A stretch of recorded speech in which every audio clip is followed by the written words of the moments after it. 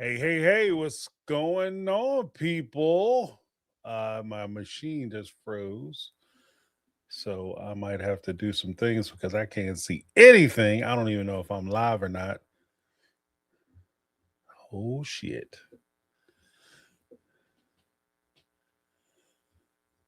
Uh Philly sticks.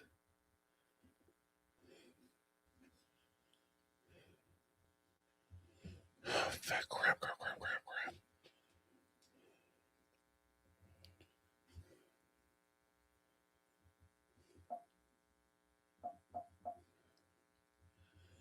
I can't see anything, guys. I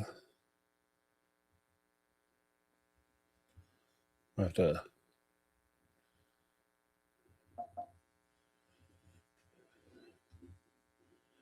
I don't know what's going on.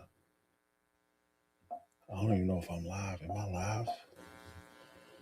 Oh, shoot.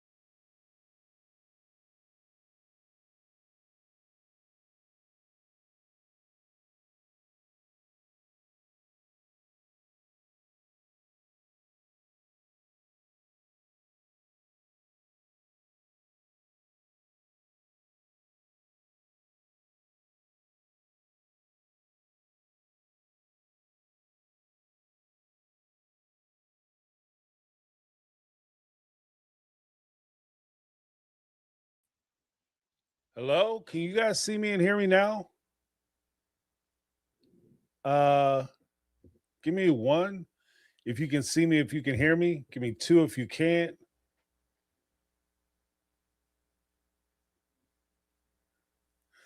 All right, awesome.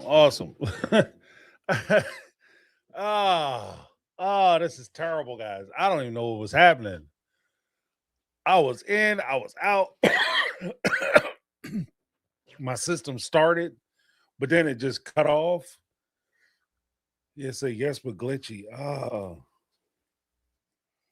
Let me see. I'm gonna try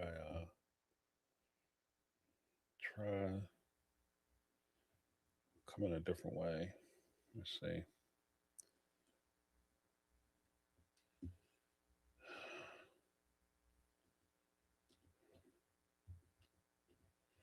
Let me see if I can turn this off.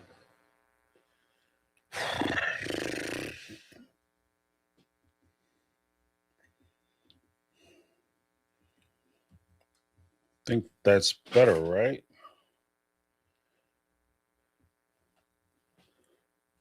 Yeah, I don't know what's going on. I guess we're gonna have to make this a quick one.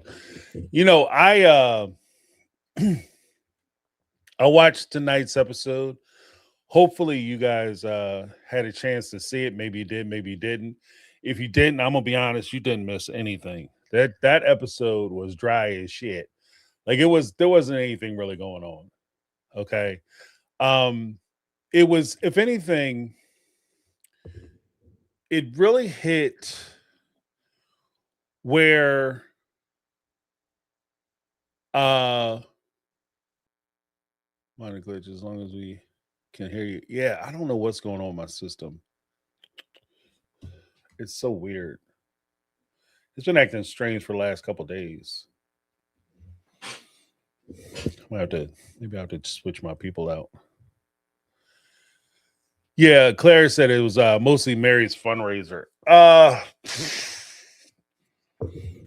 appreciate the fact that they're trying to do something with Jen, and because her husband is sick. Let's put some hearts in the chat for folks who are dealing with uh cancer, either with themselves, their friends, family, or anybody they know. I know cancer has affected my situation. Not me personally, but I've had friends who have passed from cancer. Uh, so yeah, let's put some hearts in the chat for that, because that, I mean, I appreciate the fact that they're doing something for like awareness, even this small part. But I do feel for Jen's husband from that regard, because I think that it's something that really needs to be I wish there was something we could do to stamp it out, because it takes people way too early, and it strips people way. It, like, cancer does something to you, and it not only affects the body, but it affects uh everything, morale, like, it's just a hard illness. So I want to give a shout out to that cancer sucks, absolutely. um you know it's a rough thing. So with that in mind, I didn't I wasn't like, yay, let's watch Jen's story. But at the same time, what made that whole thing awkward for me was the way they're trying to do Mary. And they're setting Mary up to where her relationships look childish. You understand what I mean? Like, she's repeating herself.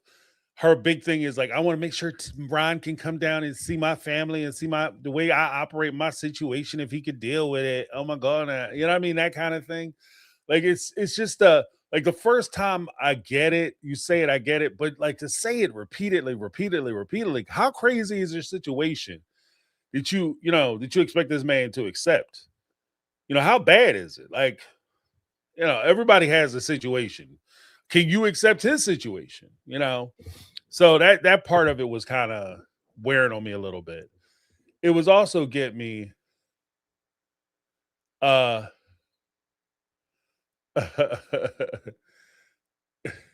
what is this? C only has happiness because he let her go, moron. Maroon, $2 super chat. Thank you, Megatron. Let me give you a little something, something. Uh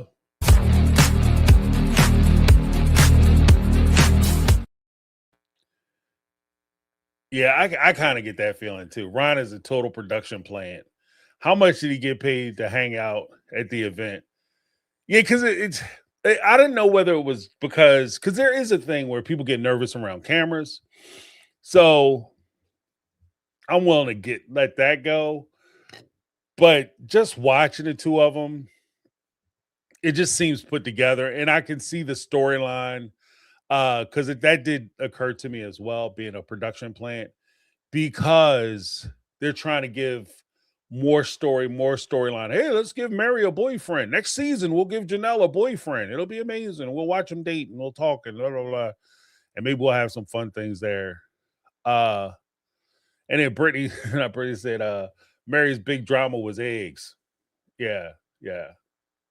Wait, I got put the wrong. Chucky taking credit for getting David. What a piece of shit. Yeah, right.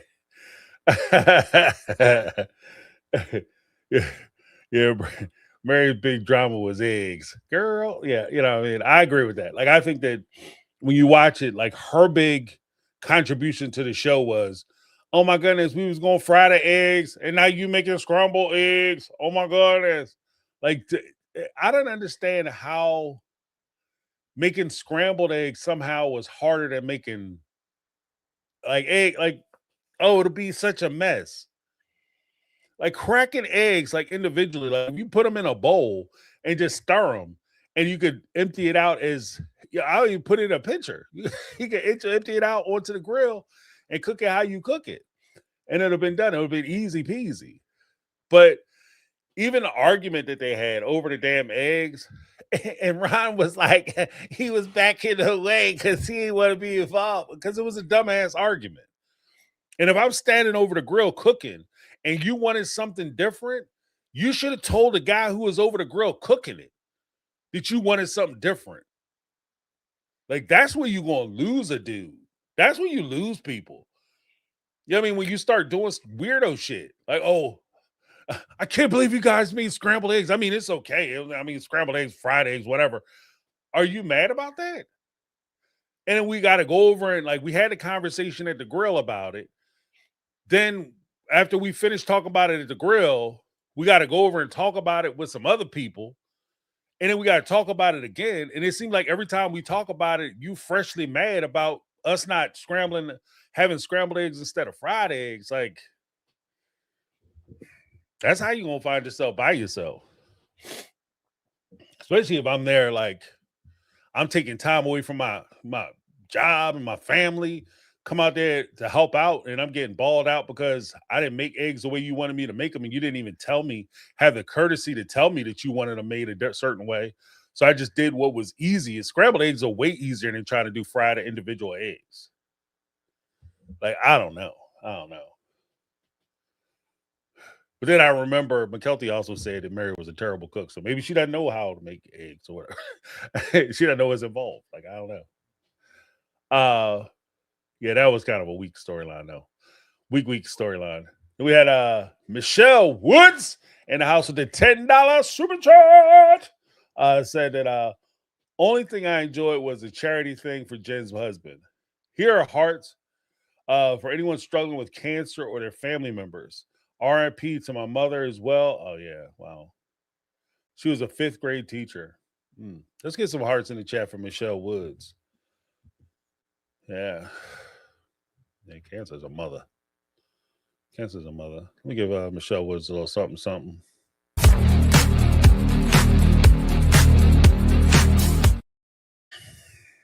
Yeah. Because that was like and I thought it was touching with what Jen's husband was saying. I thought that was a nice little clip. I wish it would have been in a better episode, though.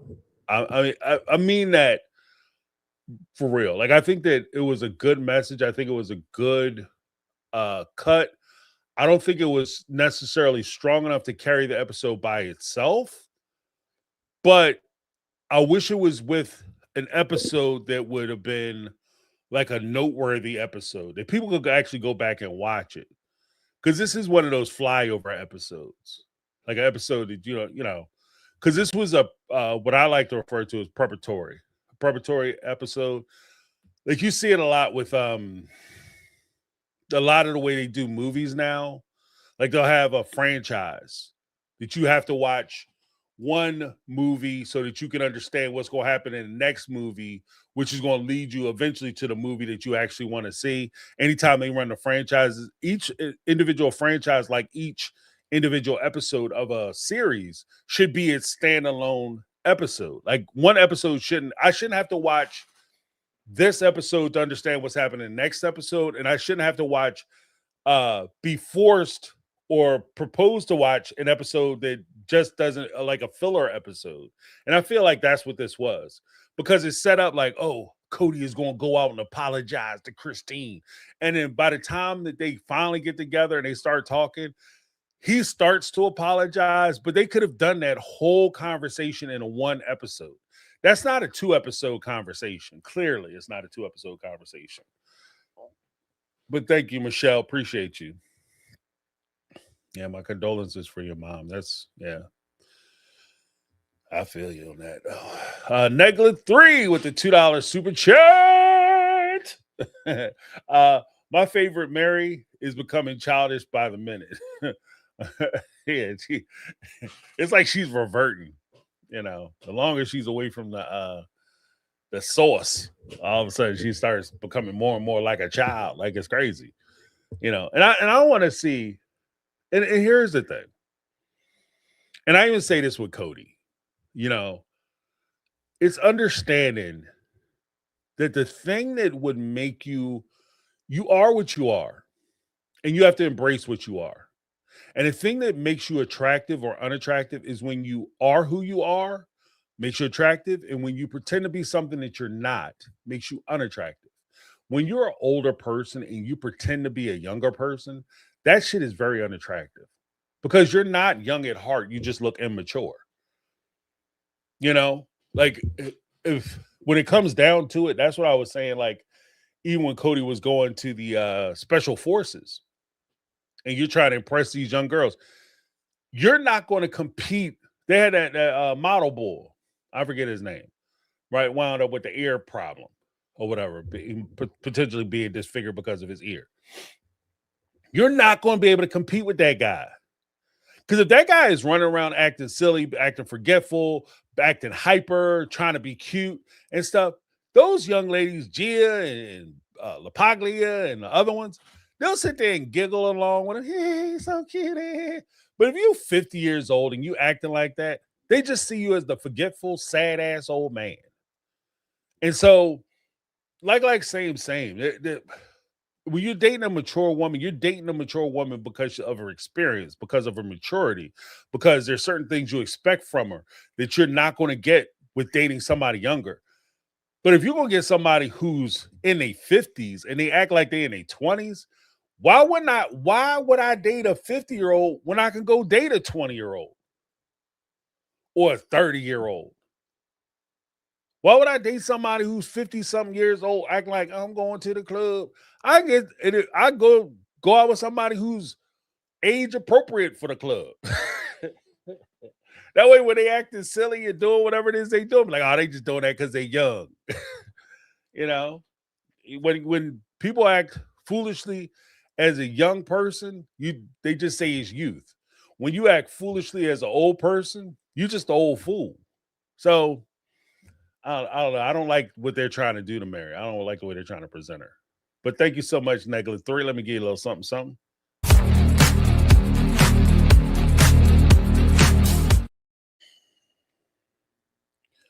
All right. I gotta use my thing over here. My main bull is down. Then we had Megatron. Megatron with the $5 super chat. I'm convinced Robin beats Cody if he gets her script wrong during rehearsal before they film their scenes. It's giving Joe Jackson energy, minus the Mike and Janet. Yeah, right. No Mike and Janet talent, but it's definitely giving Joe Jackson energy. Yeah, because she be looking at him all hard and shit. And then and then they sit down and like, oh, I went out and worked out earlier today. Yeah, have a seat. Let's talk about what happened with me and Janelle. Like, you didn't call her as soon as you finished with Janelle. Like, you guys haven't talked about that shit ad nauseum by that point. Like, I don't know. I don't believe that you got off the train or the plane or the automobile. You came into the house and you threw your backpack on and ran around the block 4 times, did some pull-ups and some terrible lateral raises. That shit was horrible. I was like, that's why he don't have no shoulders. But he did all that, and then he all of a sudden want to talk about Janelle. You guys been talking about Janelle, and it's also kind of weird that she, like, in talking about Janelle, he's saying that he's going to apologize, and she's like, "Oh, see, the apologies are for you. The apologies ain't even for them. I don't give a shit how they taking it. It's for you." That's why he is the situation he's in. And that's why he's having to go around and apologize. Good job, Chief. And that's why, and that's part of the reason why I don't think it's worthwhile to apologize. Like, like that by itself, that sentiment is why I probably wouldn't want to meet with you to hear your apology. Because you're not apologizing because you're sorry. You're just apologizing for you so you feel better. That's bullshit to me. No, I'm good. I'm good. You can miss me with that apology. You just go home and say that shit in your mirror. You'll be fine. Say it to yourself because that's who it's for, right? We'll get Christine and David in a minute if I can get my damn mouse to work. All right, having big problems over here. What's going on? But let me give Megatron a little something, something, because that's what we do.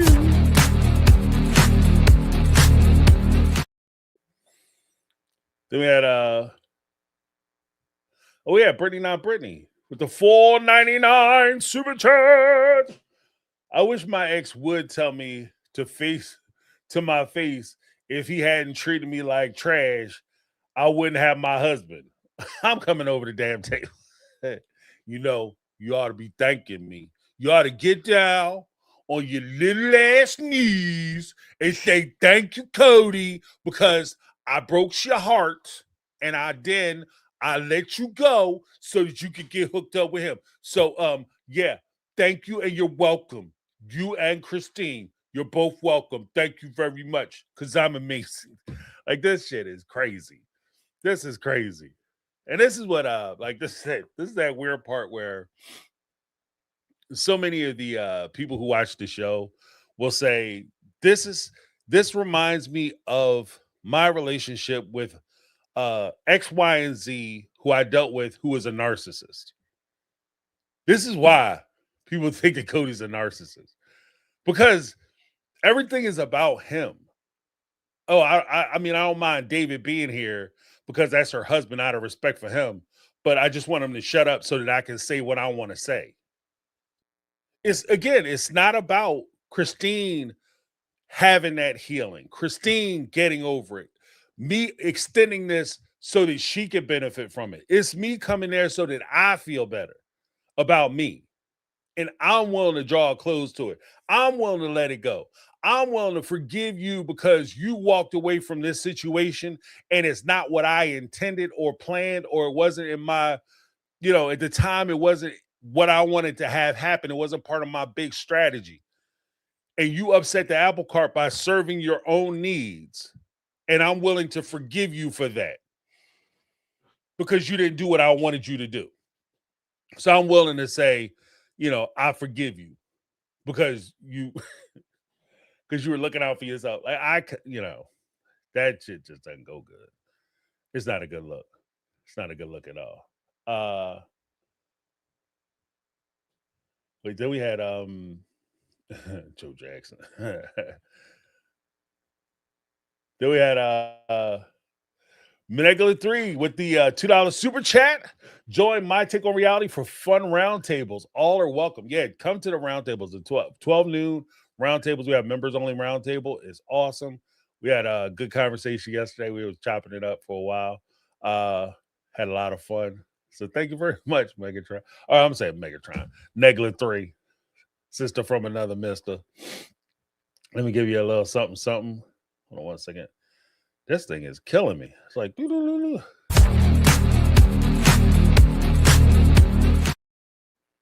Then we had Michelle Woods with the $5 super chat. Also, was the big long table necessary, or was it Cody showing off his apology told money TLC paid for? Yeah, right. I think it's just maybe the way the room was set up. But if you had a choice, I would have preferred a more intimate table, maybe. But at the same time, maybe they had that big ass table because they knew Cody was going to go in there and say some stupid shit, and that helps to prevent the choke time between when he says something stupid to somebody coming over the top of that table. That's what was it? Joe Rogan. He said he did an interview with Mike Tyson, and Mike Tyson was talking about igniting his ego, and Joe Rogan at the time, I think, was moving from California, I want to say, to Texas, I believe he moved to now. And he said when he was thinking about the move, he was going to get a smaller table to make the setting more intimate. But after that conversation with Mike Tyson and he got scared, he said, nah, we're going to go for the big table again.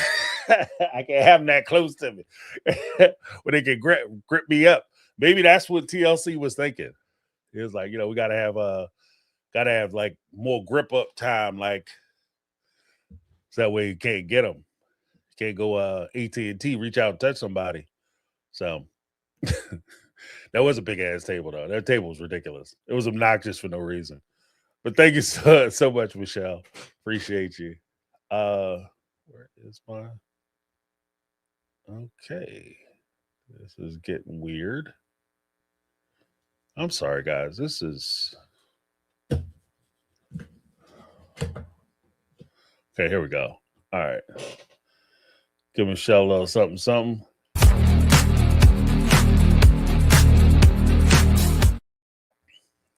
Yeah. Then we had -3 with the joiner MTR roundtables. Then, of course, -3 gifted one My Take on Reality membership so that somebody can join the My Take on Reality roundtables.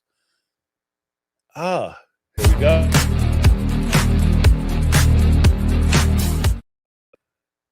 And let's see. We had Tanya Carter said Cody needs to stop with the Robin is 10 years younger narrative. She's 47 now, looks older than OG3. That's why he's reminding you. That's why he has to tell you. I know she might look a little more advanced, but she is 10 years younger than all of us. Believe that. Believe that. Why don't they believe me? Oh, man. You said that. I didn't say that. Then we have Megatron with the $5 super chat. Start with your kids. David came with the shade and lemonade. After Cody tried to shade him with that, you got what you have because of me comment to David and Christine. Yeah, right. You need to apologize to your damn kids. I'd have took a sip of my beer right after I said it. Yo, drink it up. Drink up the beer. Thank you so much, man.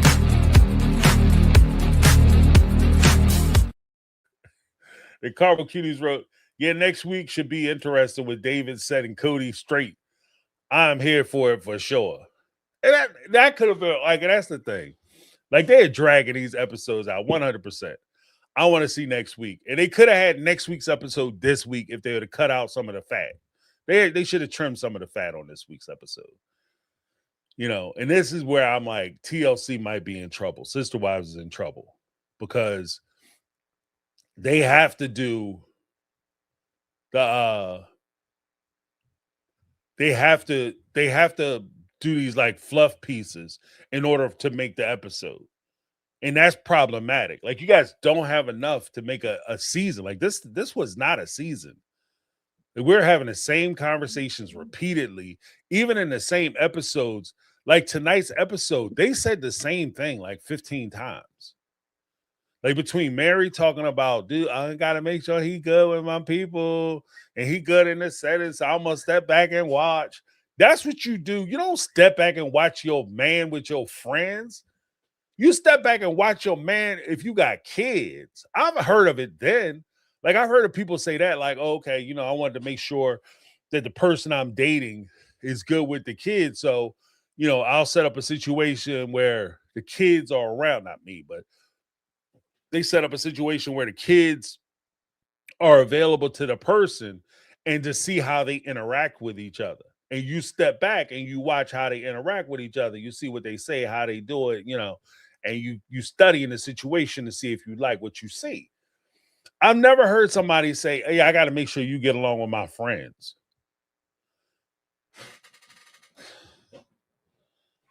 Yeah. And that is so important that you get along. You have to get along with my friends. That's your damn problem. You put too much emphasis on trying to be friendly with people, having your I'm gonna say your man too friendly with your damn female friends, your lady friends. He should be cool with them. He should get along with them, but he got to stay in his lane. You know what I mean? Let them, you know, be in their lane and never the two shall, you know, cross paths or whatever. That's how you get jacked up. Your friends be too close to your people.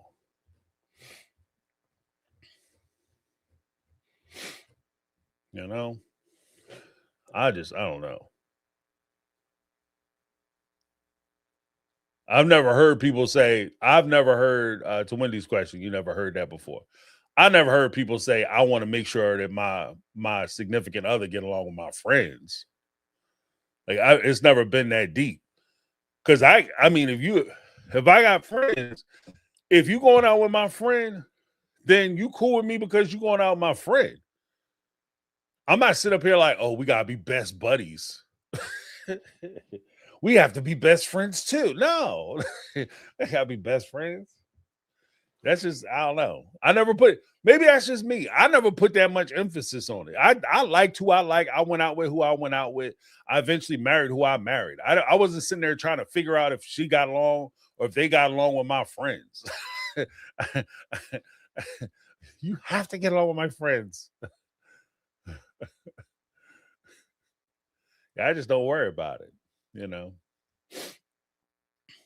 because if my friends are, I'll take if something weird happens and they don't get along. I hang out with cool people, and I typically try to am drawn to cool people. So cool people hanging out with cool people is a party.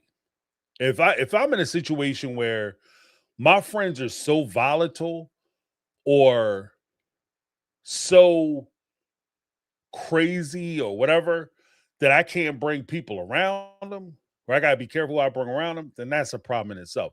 If the person I'm dating is so or was dating and eventually, like I said, married, if they were so like out there or such a red flag that my friends were concerned about it, then I should take a step back and look at my, whatever side that's on.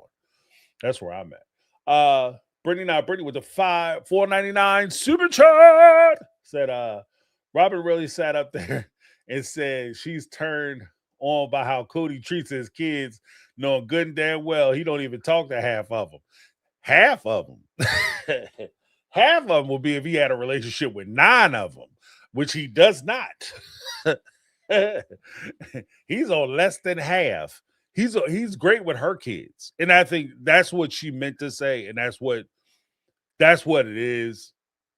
And to be honest with you, this is the part where Robin says things where she thinks it makes him sound and look good, but she doesn't realize how shitty he actually looks. Right? When you know that he has 18 kids and he doesn't speak to 13 of them, right? You look shitty. You look shitty. So, I mean, I guess it defeats the whole purpose of the apology tour, because I do want to say something about that. We'll get through the rest of the episode, but I do want to say something about that I noticed, and some of you guys are already kind of mentioned it, so there'll be a review for some of you, but it's just I want to fine point it on this whole apology tour stuff. But thank you so much, Brittany. Appreciate it. Then we have Lizzie B in the house with the $10 super chat. Said, I hope Cody applies that same mentality of you have that because of me when he enters his new house. That was a group purchase. He thought that was he bought that with everyone else's money. Keep the same damn energy, 100%.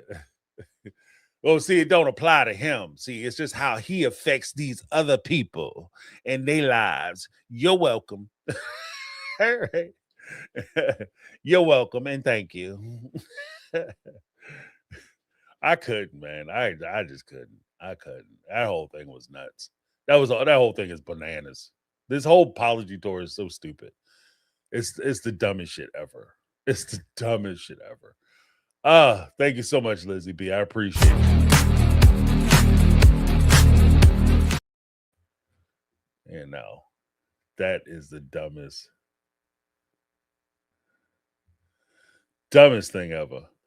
Yeah, Megatron. $2 super chat.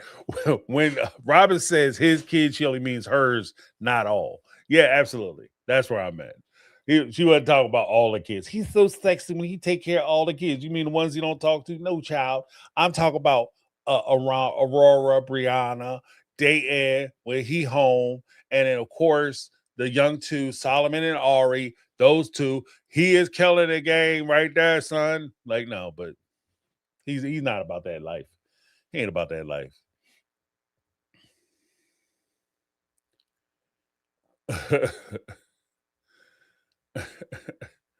Yeah, that is crazy. That's crazy. Well, thank you so much. Appreciate you.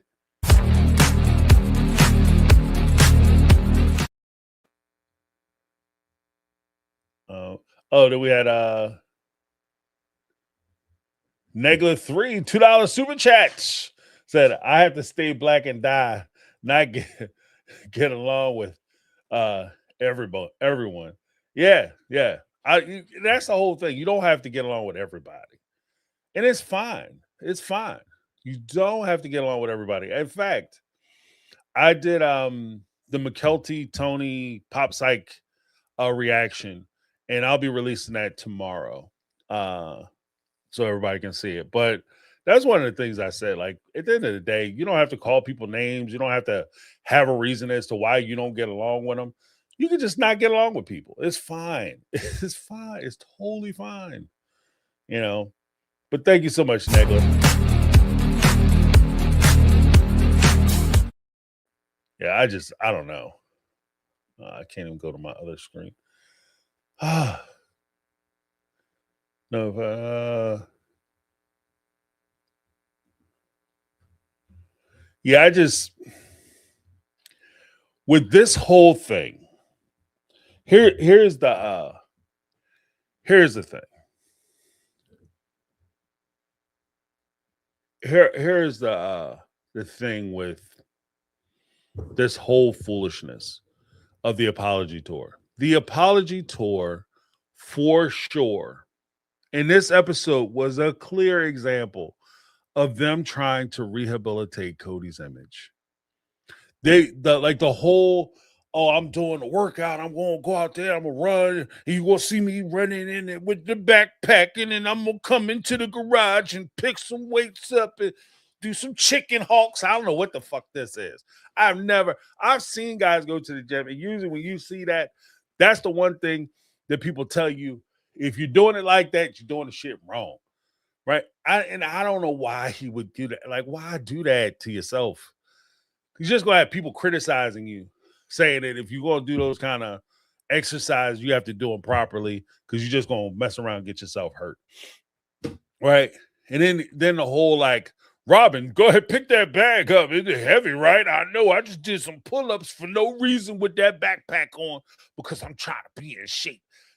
You know what that was? That was straight thirst trap. That was straight thirst trap.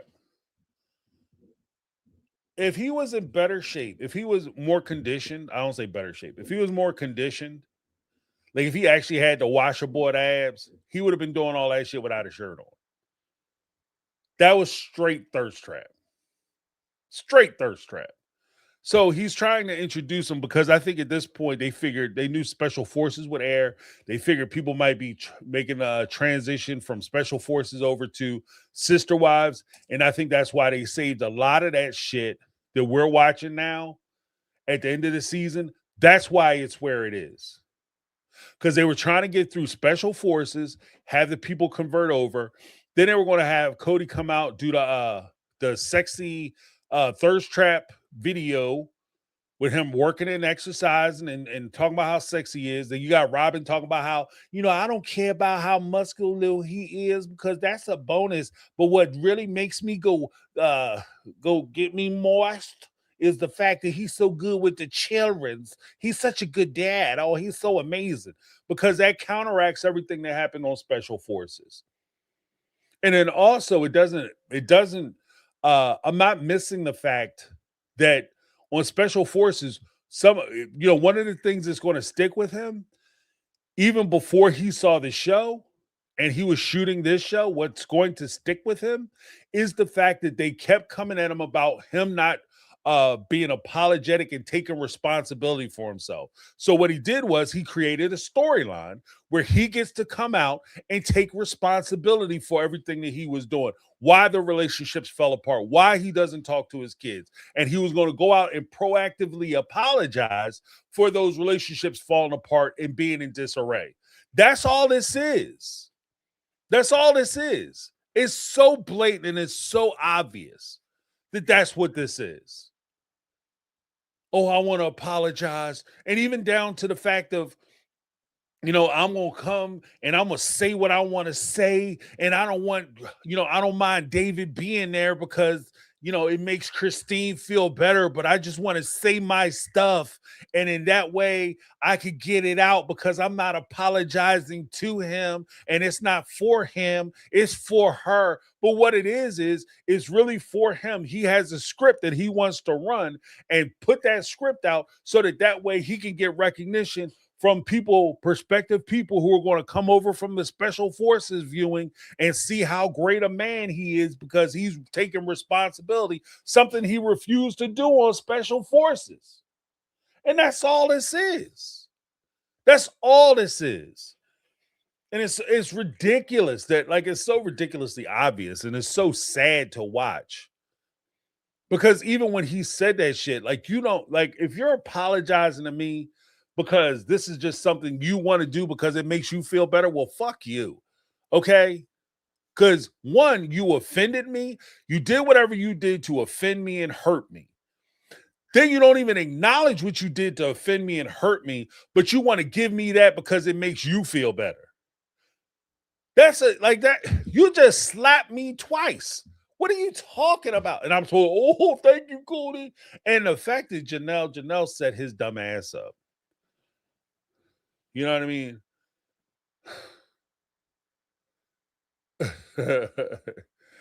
What's this? Michelle Woods. Michelle Woods. $5 super chat. Michelle Woods said, I hope the TikTok guy Joey Swole finds Cody doing his fitness stuff, criticize him and tell him to do better. Do better, bro. Do better. Yeah. Joey Swole sits in the car and criticize usually people who have like gym fiascos where they be trying to film themselves and try to make guys seem creepy or try to, cussing people out because they working out in the gym. And because I'm there working out and I want to set up the video camera to take myself to do like booty stuff, picking up weights or whatever, and thirst trap shit. And then because somebody walks in front of the camera, all of a sudden you lose your mind. Well, walking in front of the camera, you ruined my shot. Like, this is a gym. This ain't no studio. And Joey Swole will be like, do better, bro. Do better. But that stuff Cody was doing, do better, bro. Because you're going to get hurt. But thank you so much, Michelle Woods. Let me give you a little something.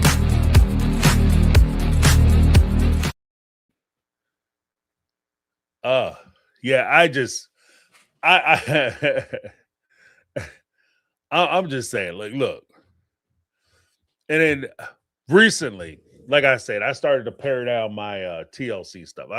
I ditched one streaming service because I have another one. I have HBO Max. I watch the stuff on, and I have another streaming service that I use for this. And y'all lucky, because I'm gonna say like this streaming service, you lucky, because my wife watches Bravo, Real Housewives stuff, and but for that fact, that shit would have got canceled too, because this shit is dry. I'd have been doing my first reaction is tomorrow on Monday, okay? Because this show is dry. So you were spared from that respect, but I got rid of Discovery Plus. And one of the things I noticed, I say all that to say this. One of the things I noticed in all this is if you have Discovery, Hulu, not Discovery, Hulu, HBO Max, or any of the other streaming platforms, including TLC, TLC Go, you only have access to Sister Wives season 9 moving forward. They all but erased all the other previous seasons. And you ask me, why would they do that? Why would they do that? Yeah, I had Discovery Plus. I got rid of them. Why would they do that? Because they're limiting your access to be able to see how Cody messed up. They're doing a complete wash of his character right now. And to be honest with you, it's sickening because the easiest thing to do would be to actually have him go through a redemption arc. And this is the weird part about it. This is the weird part about it.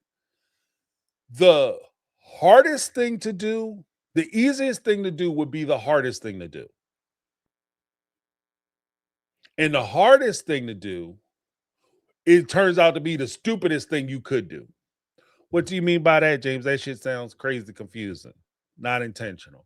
What I mean is, if he actually had and went through a true redemption arc where he was genuinely sorry for what he had done and he was genuinely trying to repair those relationships because he genuinely recognized that he messed up, you would be able to film that. You would have a redemption arc that actually would mean something. The conversations would be completely different. You wouldn't have to, people like myself wouldn't get up here and be like, this is bullshit. And you would have gotten a lot further, right?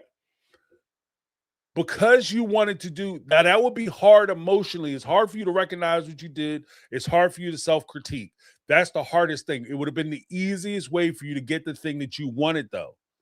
The hardest way for you to get the thing that you want is for you to try to manipulate everybody into thinking that you're actually sorry for the shit that you're not sorry about, and that you're actually going to go to them and you're genuine in your apologies. Because now, even if you do the first thing where you genuinely take a step back, and after you watch all these videos where people laughing at you and giggling at you and calling you an asshole because you are basically apologizing for yourself and not apologizing because you did something wrong or you feel bad for the way you offended these people, but you're just trying to get yourself in a better position, and you take a look at that and be like, wow, I was a real ass, and you go back and you really apologize now, guess what, bruh? Let me tell you a secret. It doesn't mean anything now. Because the second time out, nobody's going to watch the second apology tour. It doesn't mean anything. So it's the easiest thing you could have did, but it's the stupidest thing you could have did at the same time.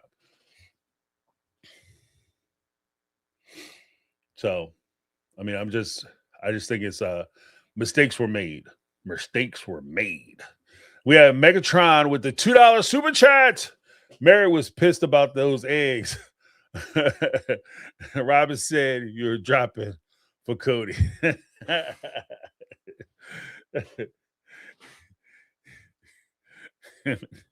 Well, Mary gonna have to get over it. Yeah, I mean, I am kind of looking forward to seeing what Mary does. And to be honest with you, like I said from the beginning, oh, let me give Megatron a little something. Like I said from the beginning,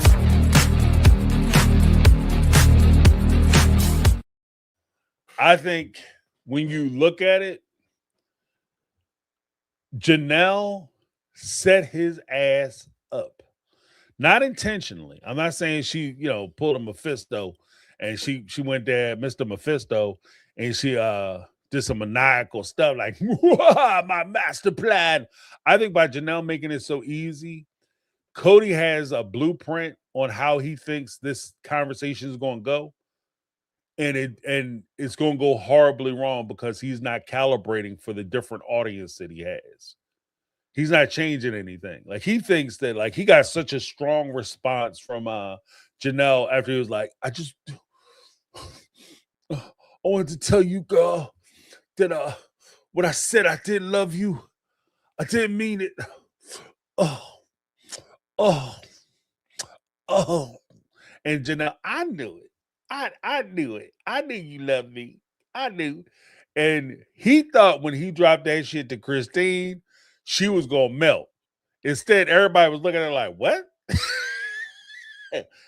What this motherfucker? What did he say? It is two shots.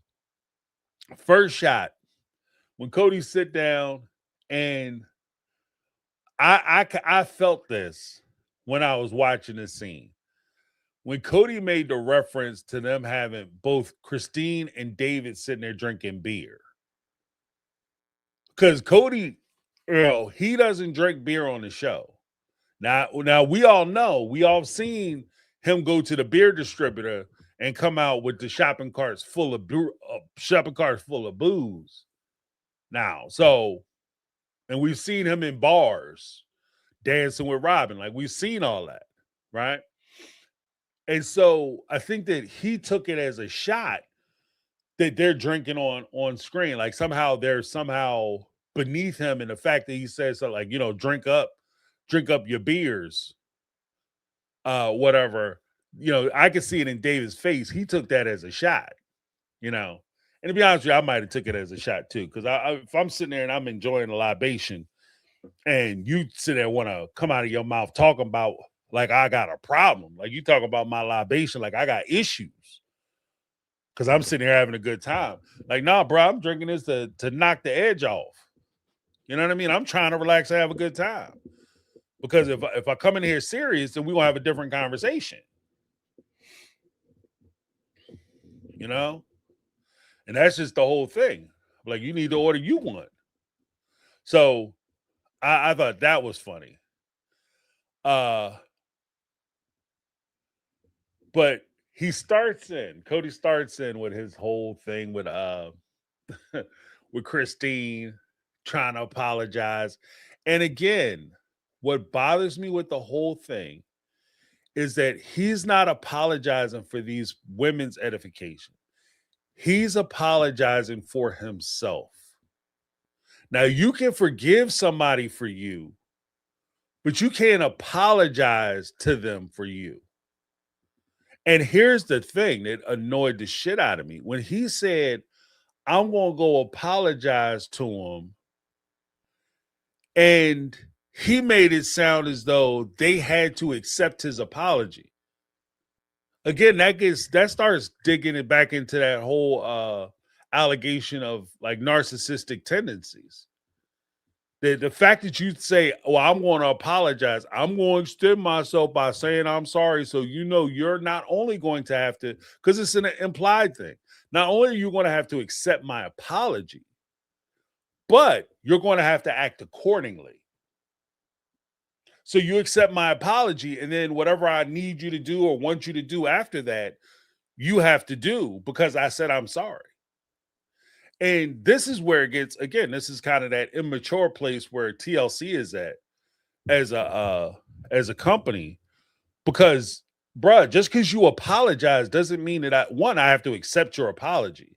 And two, even if I accept your apology, it doesn't mean that we go back to the way things used to be or things were. It's not an automatic back end because you said you're sorry. Like, that's a very childish way to look at apologies. It's immature as hell.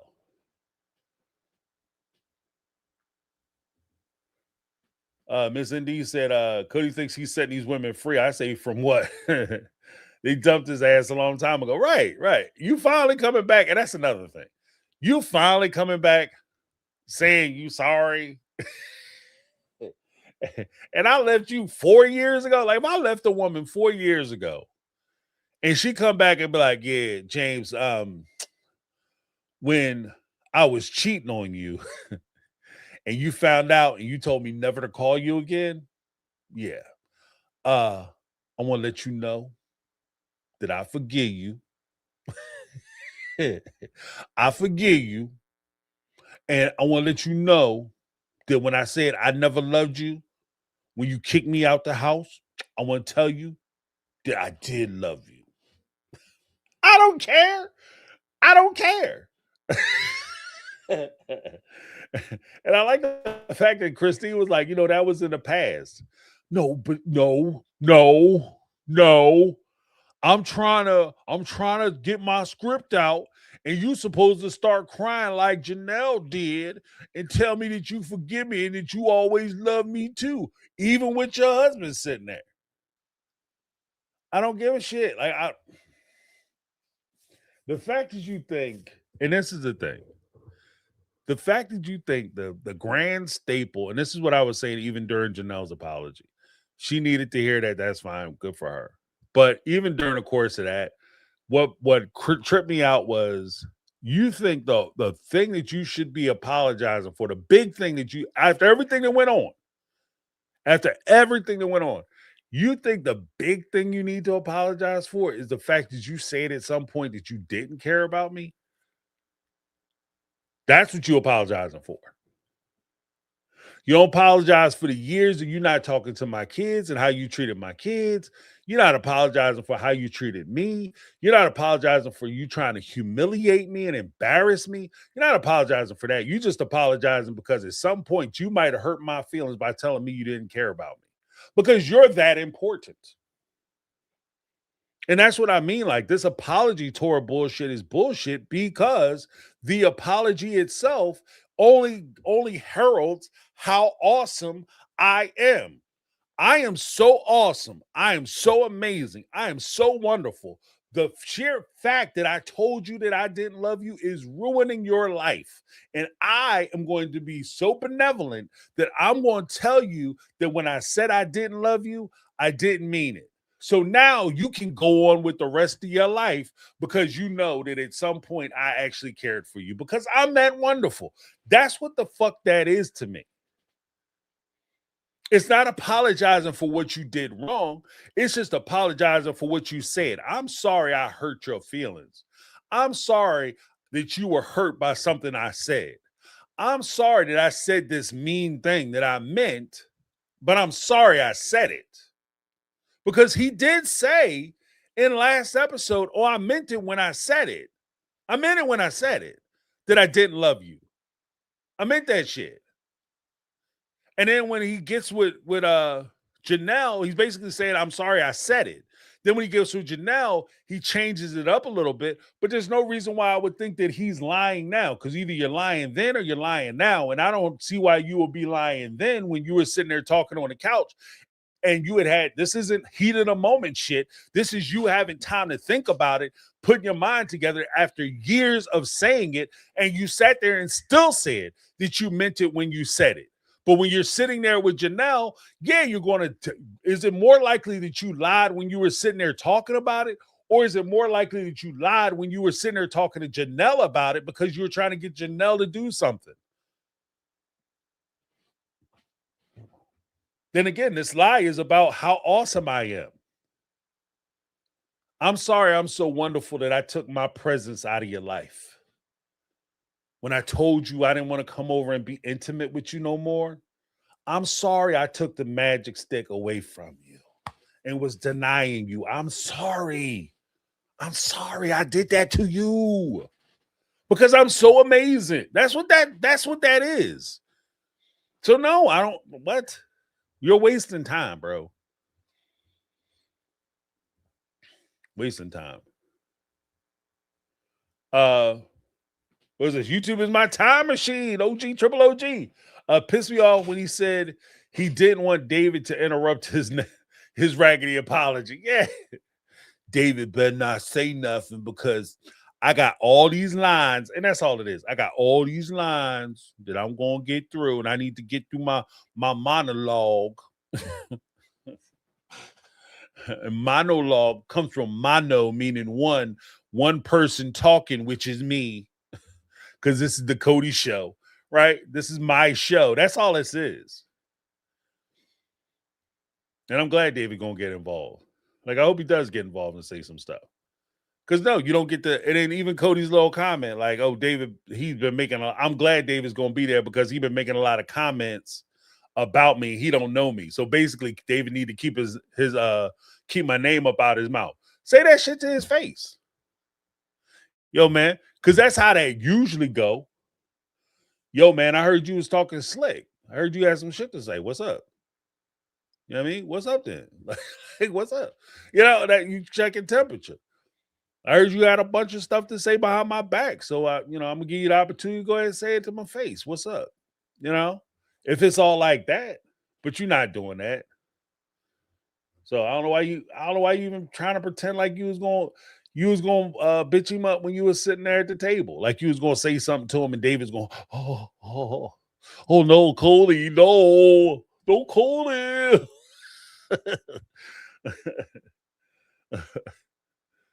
I don't know because David don't look scared. I'm just saying. Neglet 3 with the $2 super chat. Apologize. Apologize are for you. not the other person. Yeah. Well, look, your forgiveness is for you, not the other person. Apologies. If you're gonna apologize, you should mean that shit. And you should be you're extending to the other person, I think. I think you're extending to the other person. Like it shouldn't be I'm gonna apologize to you so I feel better about myself.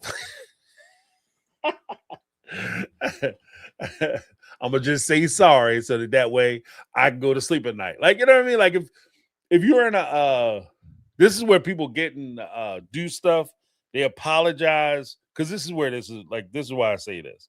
Because if people are apologizing for themselves, what typically happens is I'll do something to someone, right? Then I apologize because I just feel better knowing I hurt you and you still jacked up, and I'm planning on doing the same shit to you tomorrow and next week.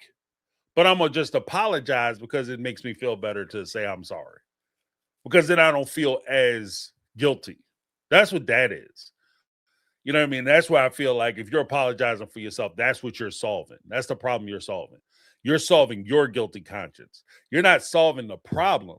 You're not addressing the issue. You're just addressing your guilty conscience so you don't feel guilty about it.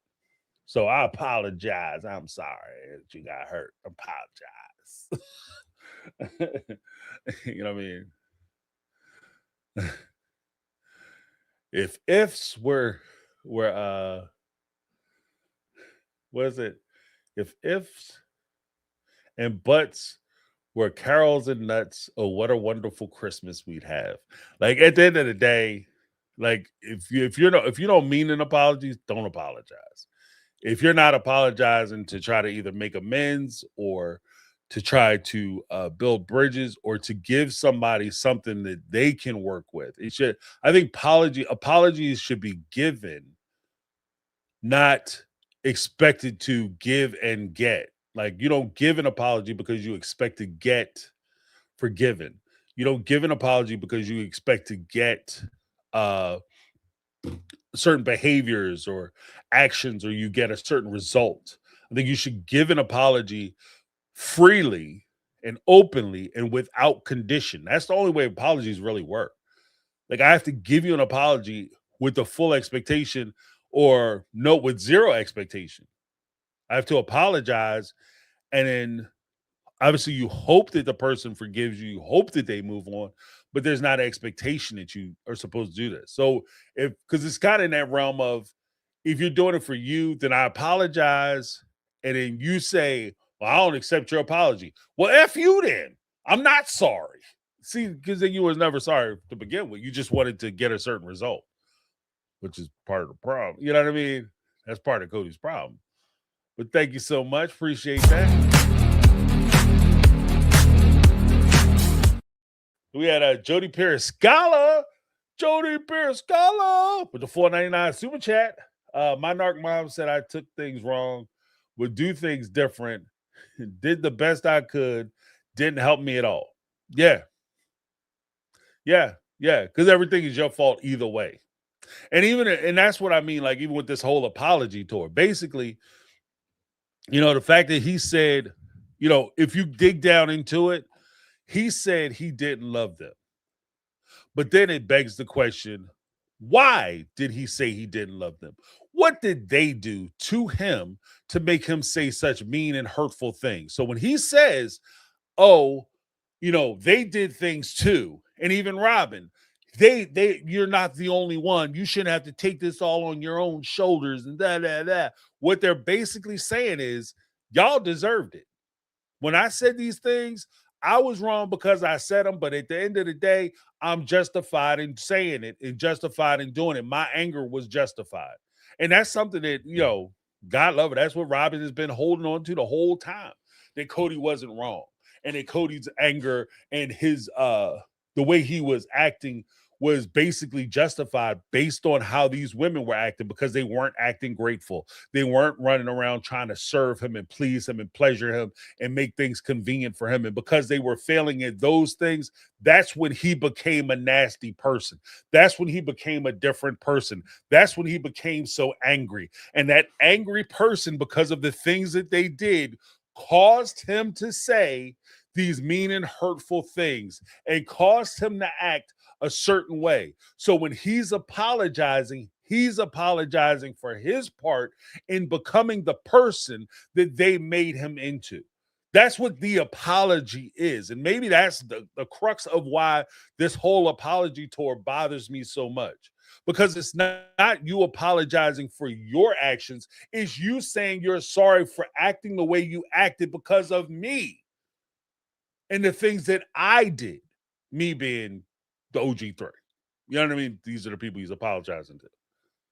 He's not apologizing to them because of, you know, he was acting like an ass and he did terrible things. He's apologizing to them for reacting to the way they treated him, and he should have been better and done better, but he was acting that way because of what they did to him. And that's why I think it's so important for like when we, especially as we talk about like in Jody's case, you talk about like narcissists and people like that, or selfish people, assholes, as I've referred to them commonly. You know, you deal with people like that. At the end of the day, that's why I'm very specific about in particular about people apologizing to me. Don't if you're apologizing to me because you're trying to manipulate me, save your apology. Keep it, because it just makes it worse. You know, and if you think I did something wrong, stand on that. We could talk about it. But don't just say you're sorry because, okay, yeah, I'm going to pretend like what you did wrong wasn't wrong. You know, I'm going to just go ahead and apologize because I don't want to talk about it for now. All that's doing is putting that shit on the back burner. It's not going away. It's just hiding it. So later on, you can throw it in my face and it's worse. Because you know, in Jody Periscala, she shared a little bit during the roundtables, some of the situations, and that's hard. Like when you're dealing with somebody, uh, especially you're in a parent-child relationship, and you're dealing with a narcissist parent.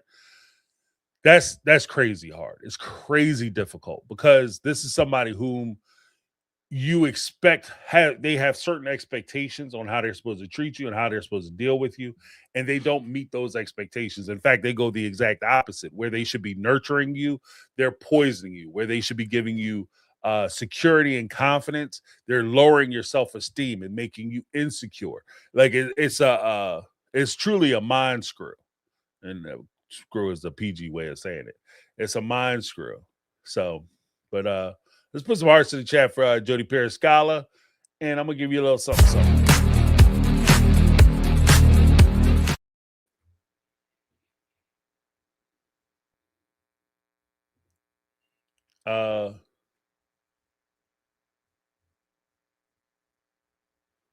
What was this? Not a piece of furniture moved when he was taking shots. Never wanted to body swap with a person so bad before in my life. The way I would have threw myself across the table and yeah, sometimes I'm like, I wish I could be there. I wish I could be, but what they say that shit to, so I could cut it loose. Uh what's this? Let me go down a little bit more. Um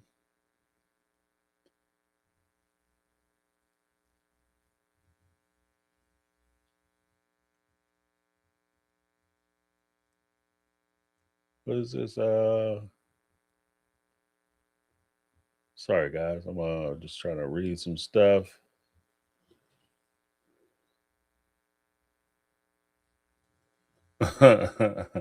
This is Cody is only part of the problem on why 3 people left, not common person on why they left. Yeah, right.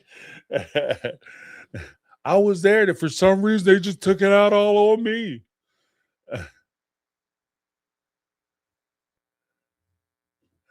What is this? Sounds like next week she says they're piling in them. Uh, the injustice. Yeah, because next week David's supposed to be talking about like he gonna get real with him, and that's the thing too. Like I appreciate the fact that because I had heard that the conversation between Christine and David and Cody got a little tense, and I can appreciate that because if I'm going, I think that David going provides not only a support system for Christine, but it also kind of clarifies what it is we're talking about. We're not going, like, you're not just going to sit here and bring us out here for this bullshit and just say any old thing. And we just going to say, yeah, yeah, Cody, yeah, yeah, Cody, good job. You really developing stuff. You coming a long way, brother, long way. You coming a long way. We're not going to do that. And I think that that's where having David present actually makes a difference. I think that's where it makes a difference because he can see through a lot of the shell game of this apology, where you start off you apologizing and I'm gonna say sorry, and then being a polite person. And this is why I say too that sometimes I feel like having, especially being a parent of really really nice people, like my kids are really nice people, right? Right, really nice people. I don't know where they get it from. Um, but they're really good people.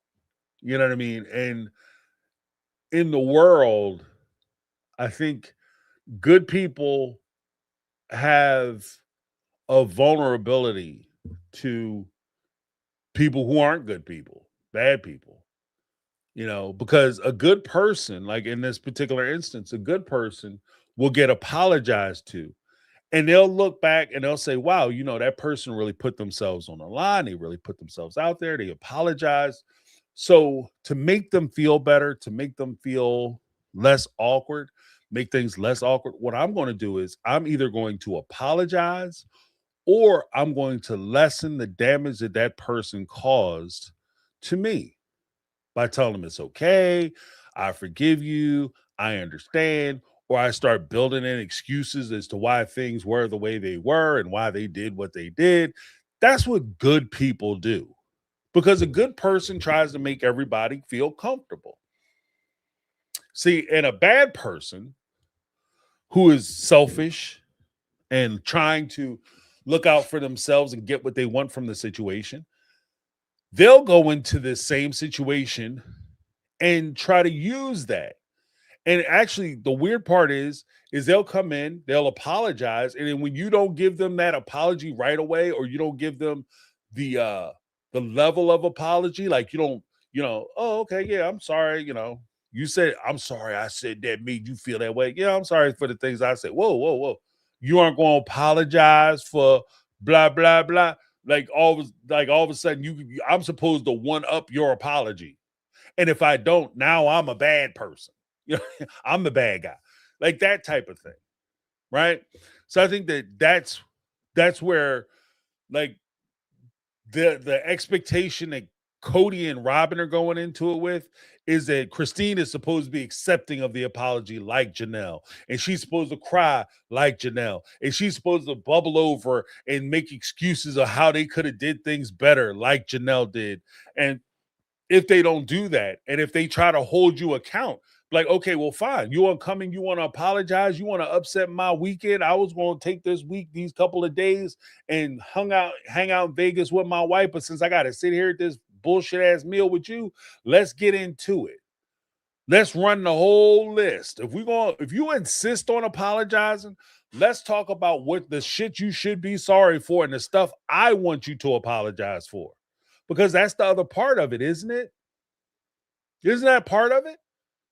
Like, it's not just what you want to apologize for. You should, if I'm offended, I'm the hurt party, I'm the injured party. You should be apologizing to me about the things that I've been injured, hurt, or feel bad about. The things that I say that you did to me, not just the stuff that you feel comfortable talking about or the things that you want to apologize for. Oh, I don't want to apologize for when I hit you in my car. I want to apologize because, I got out and I didn't let you use my cell phone right away. Or I called my insurance company, or I called called to check on my insurance before I called the police to make sure, or an ambulance to make sure you were okay. I'm not going to apologize for anything that I did to you or the problems I caused you. I'm just going to apologize for the stuff I feel comfortable with. And that's where they at. And I think that if David gets there and he says, no, if we're going to talk about it, we're going to be about it. Let's talk about it. Then all of a sudden it's, Robin, Miss on your side. Oh, See, they piling on you. They just trying to blame you for everything. They just try. No, I'm trying to hold you accountable for the shit you did. And I think that's the subtle difference.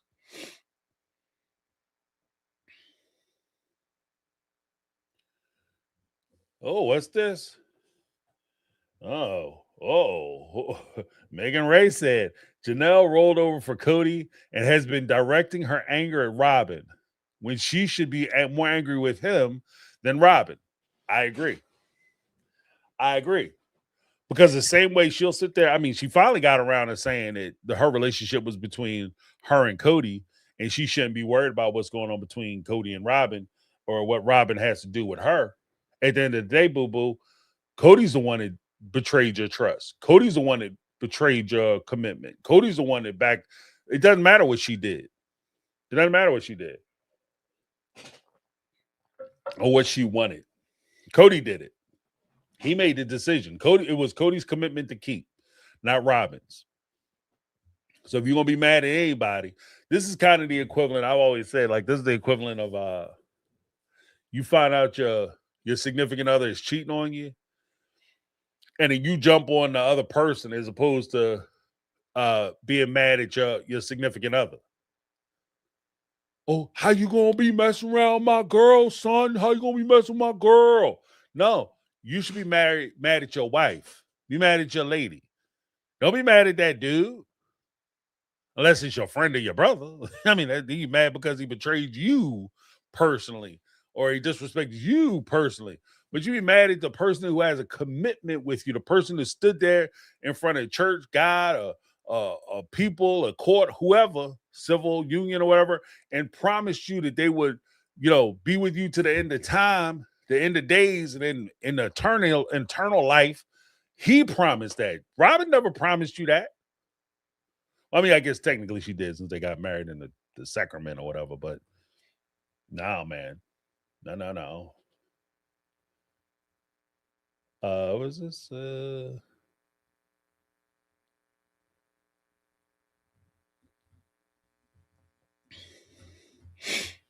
I don't know. But I don't this is why I'm not a fan of the apology tour. And then two, like just because you're like it's crazy to me because as I'm listening to him talk about it, Cody talk about it, he's saying it like I'm ready to apologize. I'm ready to have this conversation. I'm ready for the healing. It's not up to you. It's not just up to you though. And that's part of the problem, isn't it? That's why you where you at. That's part of the problem. Because it for you, it's always been about you and what you want, what makes you feel comfortable, what makes you happy, what's convenient for you. That's part of the problem. That's why you are where you are. That's why your relationships fell apart the way they did because you're only worried about what you want. That's all you thinking about. You're not thinking about how does this affect her or how is she going to deal with this? Am I going to come in and upset her apple cart? Right? You're still not considering them at all. And what would have happened if they would have came to you, like for instance, oh, this is the first time me and Cody actually talked since we left. That's not true. Because last season you guys met at Salsa Brava, remember? And Cody had all that slick shit to say. About how he was sick and he was on his deathbed and he was gonna die, and then y'all had to, oh, you left, oh, you should have been seeing him because he was so upset. That I remember that conversation. You guys have talked since you left, Christine left. And even then, it was all about him and how he was dealing with stuff and how what he was going to do about Truly and how her moving affected him and Truly's relationship, even though she lived down the street and they didn't have much of a relationship when she lived down the street from his house. But when she decided to take him to a whole nother state, oh, woe is me. This is terrible for me. This is horrible, right? And again, it's all about you. And at some point, like like I saw Jody popped up real quick. I'll read your super chat in a moment. But even with like some things that Jody keeps reminding us of when you're dealing with people who are like this, sometimes you have to go like, and I hate throwing people away. I do. I hate people throwing people away because I don't think there's a such thing as throwaway people, but I do believe in no contact. I will cut your ass off. You know what I mean? Sometimes you have to cut people off. And Cody is proving that he's one of those people that you have to cut his ass off. You know what I mean? I get it. I get it. Because even now, even when you have an apology in your mouth, it's coupled with the venom and poison of your selfishness. And for that reason, there's no, like the mental gymnastics I have to tumble with in order to make any type of relationship work is just not worth it. You're not gonna kill me because you want to sit here, you trying to make me figure out and jump through hoops and big backflip and bend over backwards to try to accommodate you and your fragile ass ego. I can't do it. Like I can't do it. And God bless these women for putting up with that shit and doing it for 30 years and maintaining that and trying to keep it going and trying to keep the peace, whatever. Good on y'all. I can't do it. I can't do it. You know.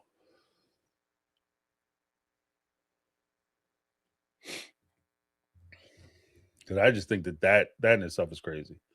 Uh that's me, Gigi. I love it. I hate that Cody is acting so smug in this. I really hope David shuts him up next episode. Yeah, yeah. I hope he, at minimum, if we're like, if I'm in David's position, I'm not coming to for a pound of flesh. Like I wouldn't show up to this type of meeting with a goal of getting a pound of flesh out of Cody. Now I don't think that would be a fair or appropriate. But if I was going to go to this type of meeting with my wife, with an ex who I thought did her wrong, what we're going to walk out of there with, at minimum, if anything, she's going to walk out of there with some form of healing, some type of. If she doesn't have at least a paved road to healing, there's going to be some type of recognition and some resolution for her. I'm not going to sit there and just let you say whatever you want to say, however you want to say it. We're just going to choke it back. And okay, I guess Cody, because it's your show, Cody. And then we just go off and race cars. No. We're going to come here. You're going to waste my time. We're going to sit here and talk. We're going to talk. And it's not going to just be, like I said, with Janelle, I said this last week. Some folks disagree with me, and I respect their positions. That maybe that's what Janelle needed to hear. But for me, I wish Janelle would have got, I think she might have heard what she needed to hear, but I think it would have been even better had she been able to nail down and dig into some of the things that he was sorry for, some of the things he had done to her, some of the things he put her through, and acknowledge those things that he did and apologize for those things. Not just sit there and say, I just want to say I'm sorry. I'm just gonna say I'm sorry. I'm so sorry. For what? It don't matter. I just want to say I'm sorry so you stop talking about me and I can move on with my movie career. Like, no, I'm not doing that shit. But thank you so much. That's me, GG. And we had Jody Perry Scholar with the $4.99 super chat. It says, I'm afraid if we all stop watching, I don't want to lose our group. Or when season over, can we keep going? Oh, we're gonna keep going. And I have I'm working on some other stuff. So never fear. Never fear. We have some other stuff that we'll be talking about. But thank you very much, Jody Periscali. Jody Periscali. Jody Periscala. All of a sudden, hooked on phonics work for me. All right, here we go. Here's a little something.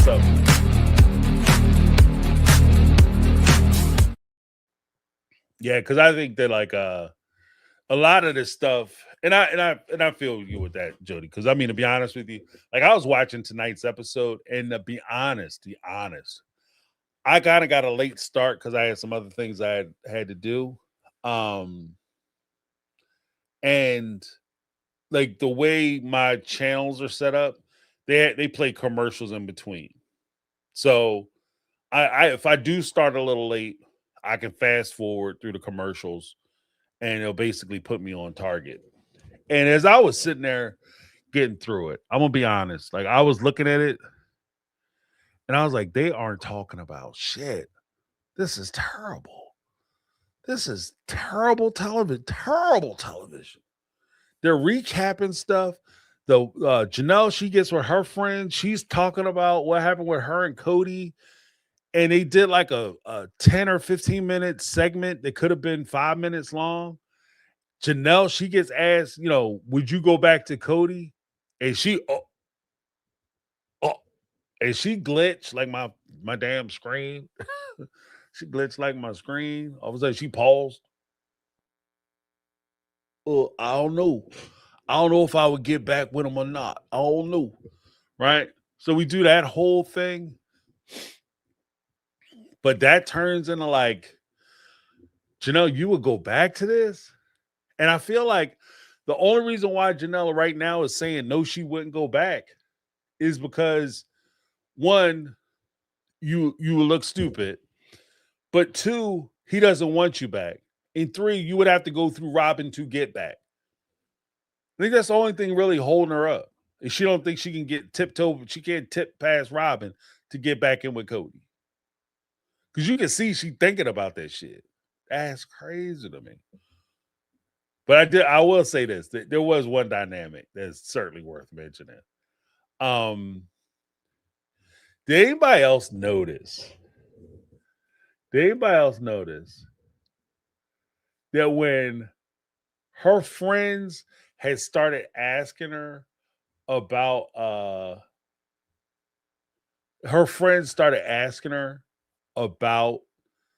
going back to Cody, or they came in, they started talking shit about Cody, and Janelle's like, normally you could tell that when they start talking shit about Cody, she kind of jumps in and starts talking shit back. But this time when they started talking shit about Cody, little smart little quips about him, Janelle was real slow about it, and you could see like the whole temperature change in the room. That's what it's like. Because you be cool with somebody, be like, yeah, the trash ass person, trash ass mug, blah, blah, blah. And normally, you talk all kinds of shit about them. Then all of a sudden they meet up and the situation change. You realize, oh, they might be going back out. So I got to ease up. I'm about to lose a friend. You don't be talking about my mans like that, They had that look on their face. Then we had Betty Aldridge with the $5 super chat. Just thanks to everyone. Prayers worked, and James, I appreciate you. Okay, that's good news. Let's get some hearts in the chat for Betty Aldridge. Thank you so much for the super chat, and thanks for the update. Awesome. Glad to have you in the house. Betty Aldridge, OG, triple OG. All right. Good news.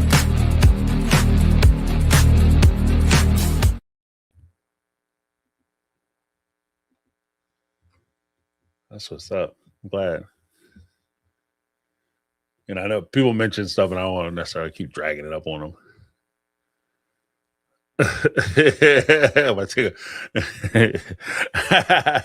Megan tried to say, talk about Janelle said, my take on reality because he got the drones, dog. He got the drones. Yeah, power driving her.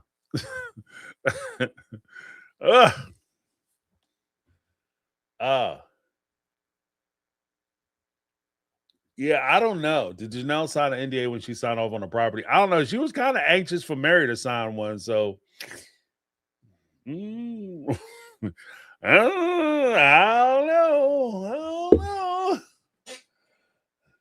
I wouldn't be surprised.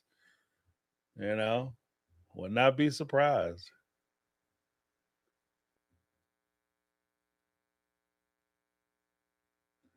Oh, Kathy Moran said, James, Speak Pipe might be crazy this week. Yeah, if you guys want to leave a Speak Pipe message, by all means, leave a Speak Pipe message. What that is it's an opportunity for you guys to be able to leave a message. Let me know what you're thinking. I play them typically on Thursday during a live. If you don't want me to play it, just say, James, this message between us or whatever, and you just want to leave a voicemail, that's fine. But yeah, if you want it to be a private message, just say that in the beginning. Say that in the beginning. Don't wait, say like the whole message and be like, oh yeah, by the way, this is just between the two of us. Say it in the beginning. Oh, thank you, Lizzie B. Yeah, but I have a couple videos out. I'll be doing a McKelty video tomorrow, but I have some videos out. If you guys want to leave speak pipes about that, by all means. But I have one where I proposed the idea that the reason why I think Janelle is more amenable to the idea of Cody's apology and why, she could potentially fall back in line with him. And I think that like the whole idea of like the her getting the separation or whatever, I think that actually could be because maybe they did have a conversation where they talked about the potential of her coming back into the family, and he's flat out told her like you're gonna have to respect Robin, you're gonna have to build a relationship with Robin, and Robin's gonna have to, you're gonna have to ask Robin to come back into the family. Which case I could see Janelle saying, you know what, bump it, it ain't worth it, and then went down there and filed for a release. So I don't know. We shall see. And I don't think we'll ever, when it comes to that, I don't think we'll ever know the truth. Just because they aren't telling us shit anymore.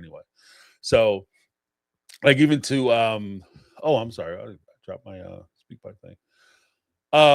Even to Jody Periscala's point, we will be talking about other things on the channel, just to let you guys know, because I just have to figure out, there's some things, logistics I have to figure out on how I want to do it.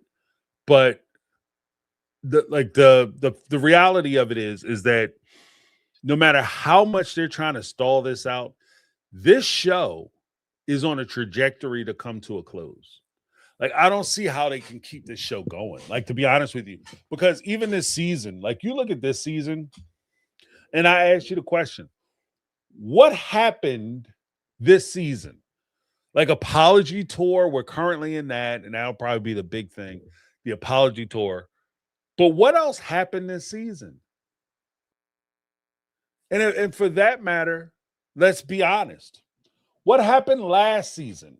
Season 19. What was the big, groundbreaking moment in season 19 to make everybody, whoa, this is up there with the catfish. This is up there with the surgery. This is up there with the COVID experience. This is up there with season 17 when Christine says she's leaving the house and she packed the shit up. What happened? It's gonna make you go, season 19 was crazy. Season 20 was off the hook. Oh, I can't wait to season 21 because in season 21 they finna get wild. Who's doing that? And every season, like the hardest part, and this is one of the things that I think TLC isn't really recognizing, especially when it comes to a lot of their shows, is that the hardest part of the show cycle would be letting the show go. Once you stop watching the show, there is a sense of relief when you stop watching the show. Because when I stopped watching, I was like I said, I started out, I was watching 90 Day Fiance, right? Even if you check my commentary, a lot of my early commentary was on 90 Day Fiance. It wasn't on Sister Wives as much. That was actually the first show I commented on.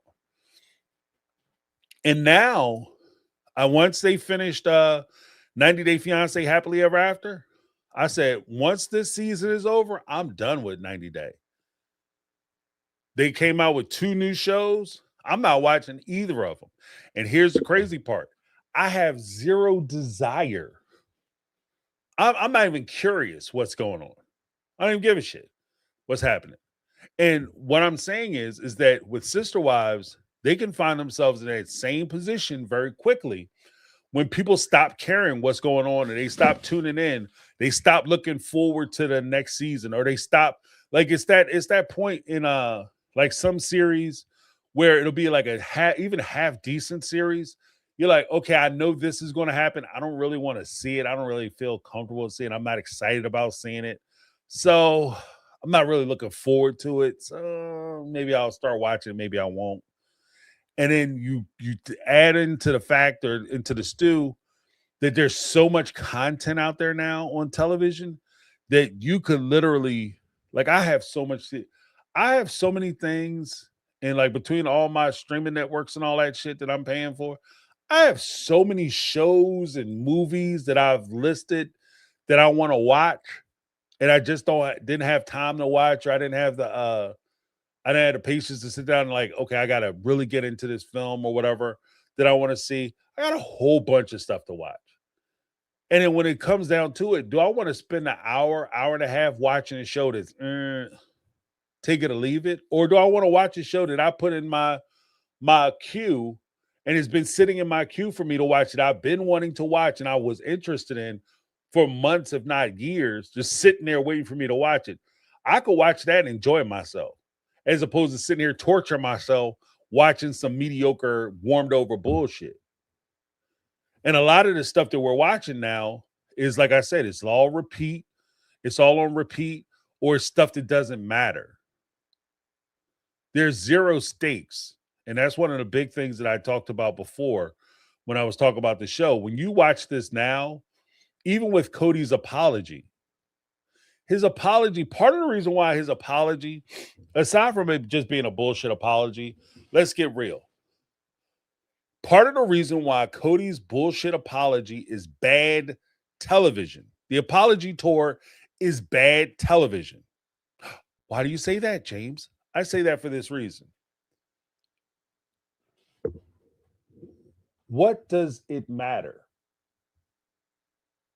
When he apologizes, what difference does it make? Does it change anybody's situation? Does it change anybody's life? Is the family all of a sudden going to come back together? Are they going to decide that they're going to try to work things out and then, sister wives reunite? And they all come riding from like different parts of the country back to Utah and then run to the temple and say they pledge. We pledge to be sister wives, ho! Is that going to happen? No. This apology doesn't mean anything. Like, I'm not even talking about like so much like personal healing and personal growth. I'm talking about with respect to a TV show, plotline, character development, all of that. The apology doesn't mean anything. It doesn't mean anything because it doesn't change anything. It doesn't cost anything. If everybody accepts Cody's apology, yay. If nobody accepts Cody's apology, who cares? It doesn't mean anything. Even like Mary dating. What happens if Mary gets a boyfriend? Yay, Mary got a boyfriend. What happens if Mary doesn't get a boyfriend? Who gives a shit? She might be happier alone. Janelle gets a boyfriend. Janelle don't get a boyfriend. Nothing changed.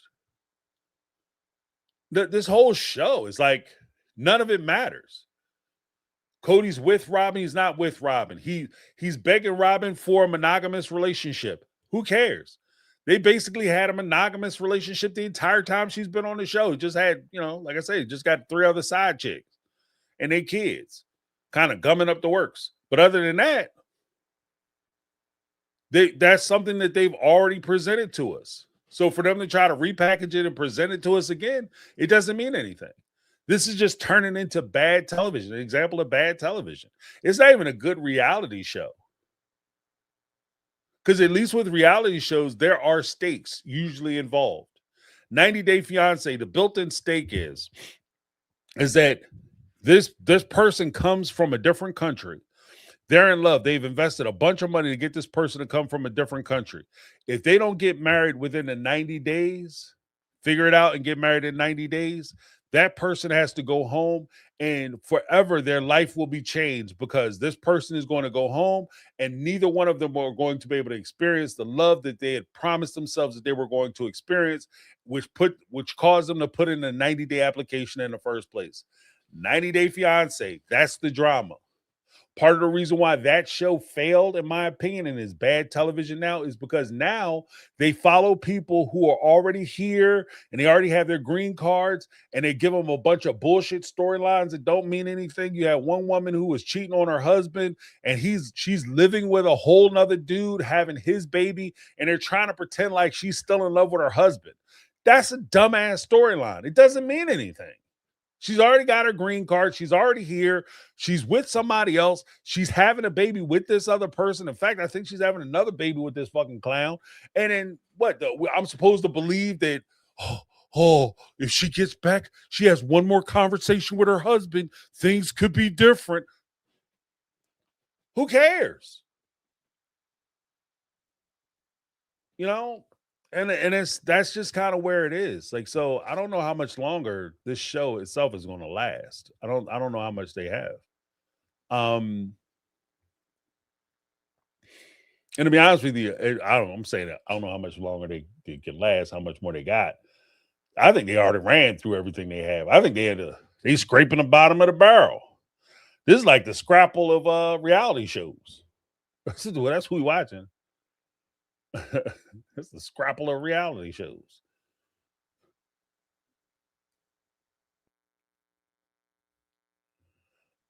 Negla 3 $2 super chat said Megatron told us why Janelle was happy.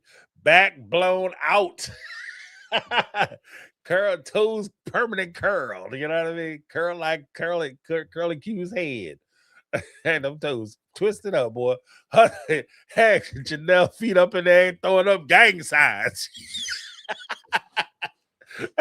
That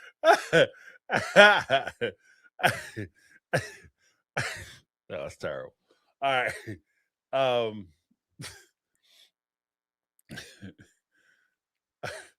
right.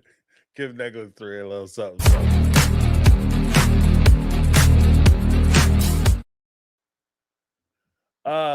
Jody Periscalo, $4.99 super chat. Can you do a poll? Who would give it up for new content? Let me see. I can run a poll. Sure. If I can get my thing to work. Let me see. Start a poll.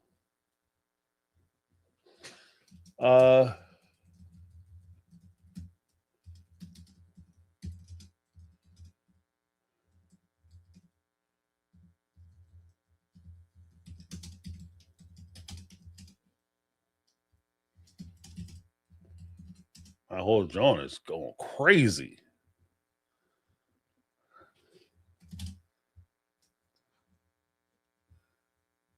All right, there you go. So I had the poll said, would you watch new / original content on the channel? So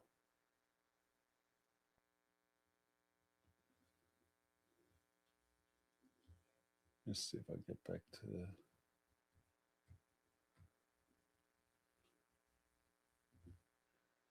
Cindy McKenzie, the $2.79 super chat says Christine bugs me, acting the nervous damsel. Yeah, you got. And that's kind of one of the things that has always bothered me about that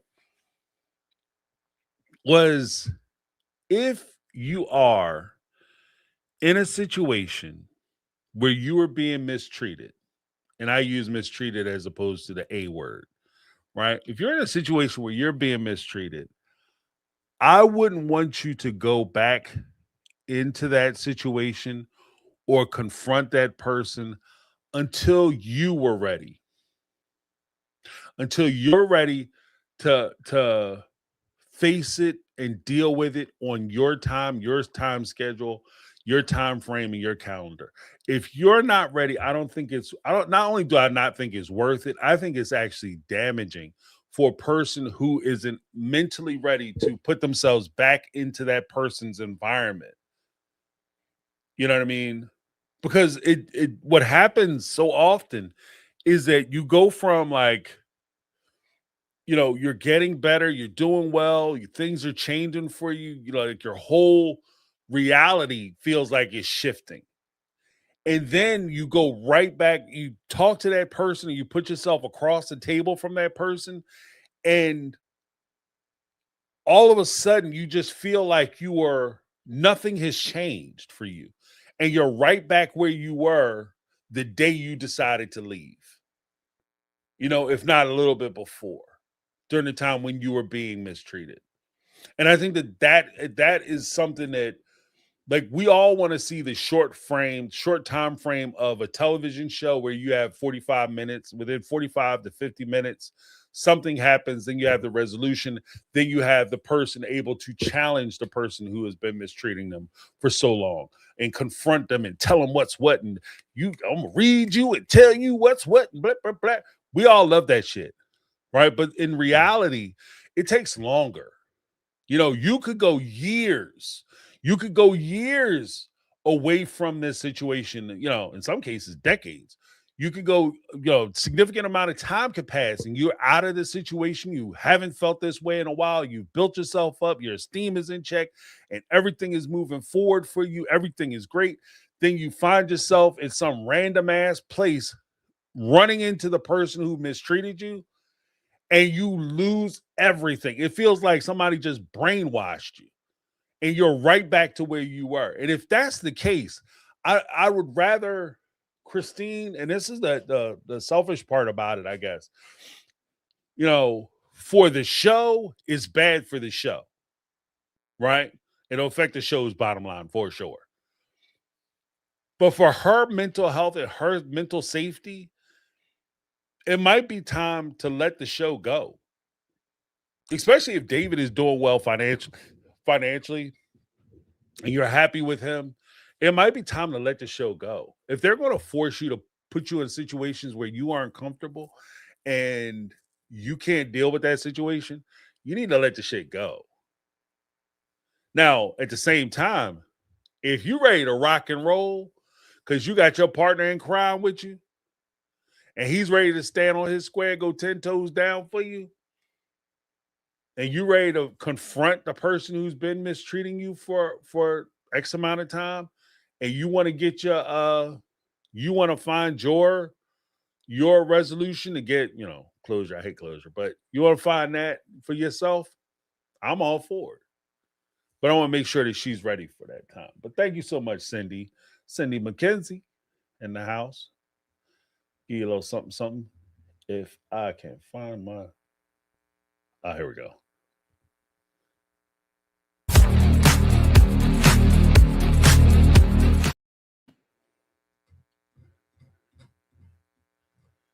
Yeah.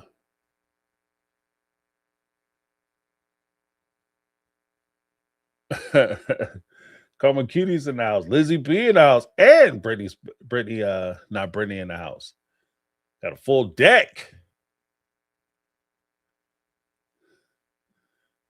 Yeah.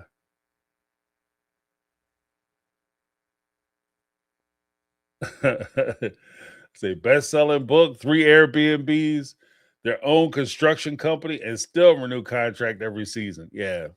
Sometimes you just got to recognize when something ain't worth it.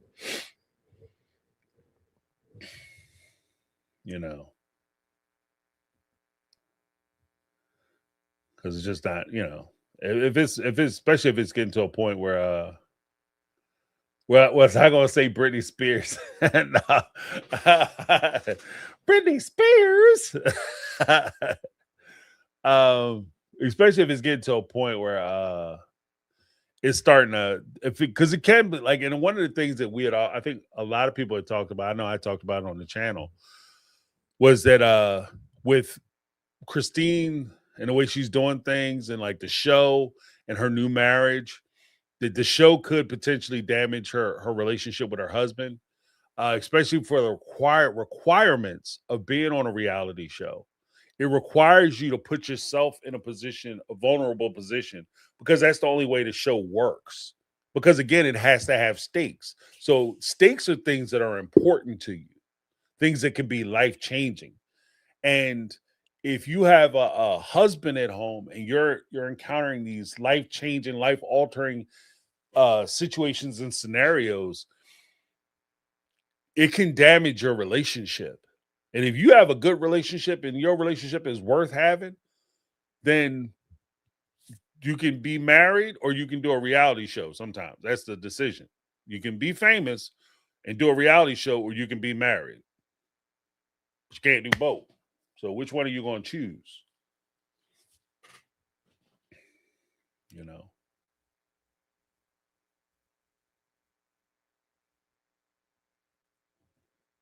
But it's sorry, but those you three are boring.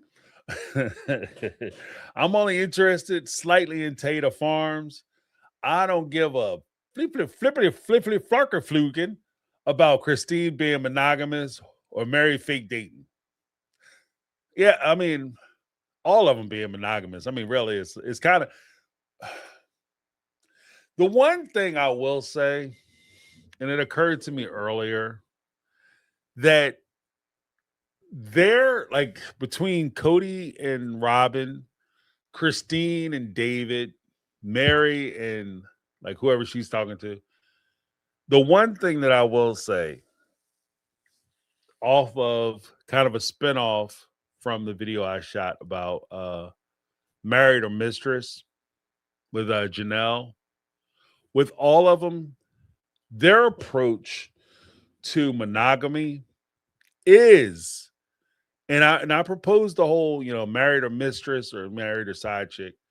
I propose that as kind of a question, and it's kind of a revelatory expression, inviting people to prove me wrong, or if you disagree with me, by all means, write in, make comments, send a speak pipe, and we can address it. Call into the show on Tuesday.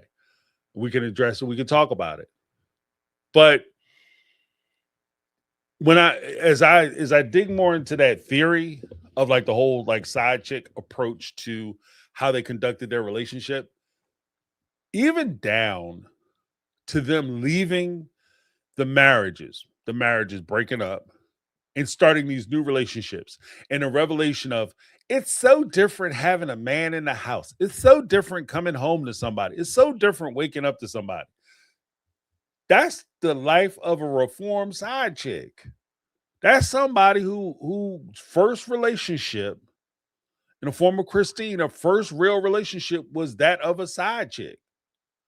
And now she's the main woman in a relationship. And these are the changes that she's experiencing that she thinks are so interesting, so fascinating, so new, and so wonderful. That's what it's like to be the main woman, the main person in a relationship. This is what it's like. That person comes home to you. That person talks to you. When they're going through things, they discuss the things that they're going through with you because you're a part of their life and they want to share those things with you, get your input, and they want to move forward with you as a couple, as a person, and the whole nine. That's what happens when you're in a relationship. And I think that part of the reason why there's such a disconnect between like Christine's story or Mary dating is because they're approaching it in such a new way that so many of us are already accustomed to seeing. Like, so when I think of a relationship, this is what I would think of, that I would have a partner, not that I have somebody who I entertain every a couple nights a week. And so I think that that's part of the reason why like it just comes off as boring, and in some cases, dare I say, childish, because there is a like a adolescent side to like as far as responsibility, as far as having like being a person of convenience. For those who don't like side chick, being a person of convenience is there feels like a adolescent side of it because you're not taking any responsibility in a relationship. Let's be honest.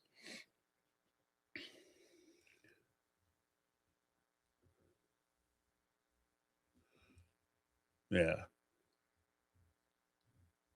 but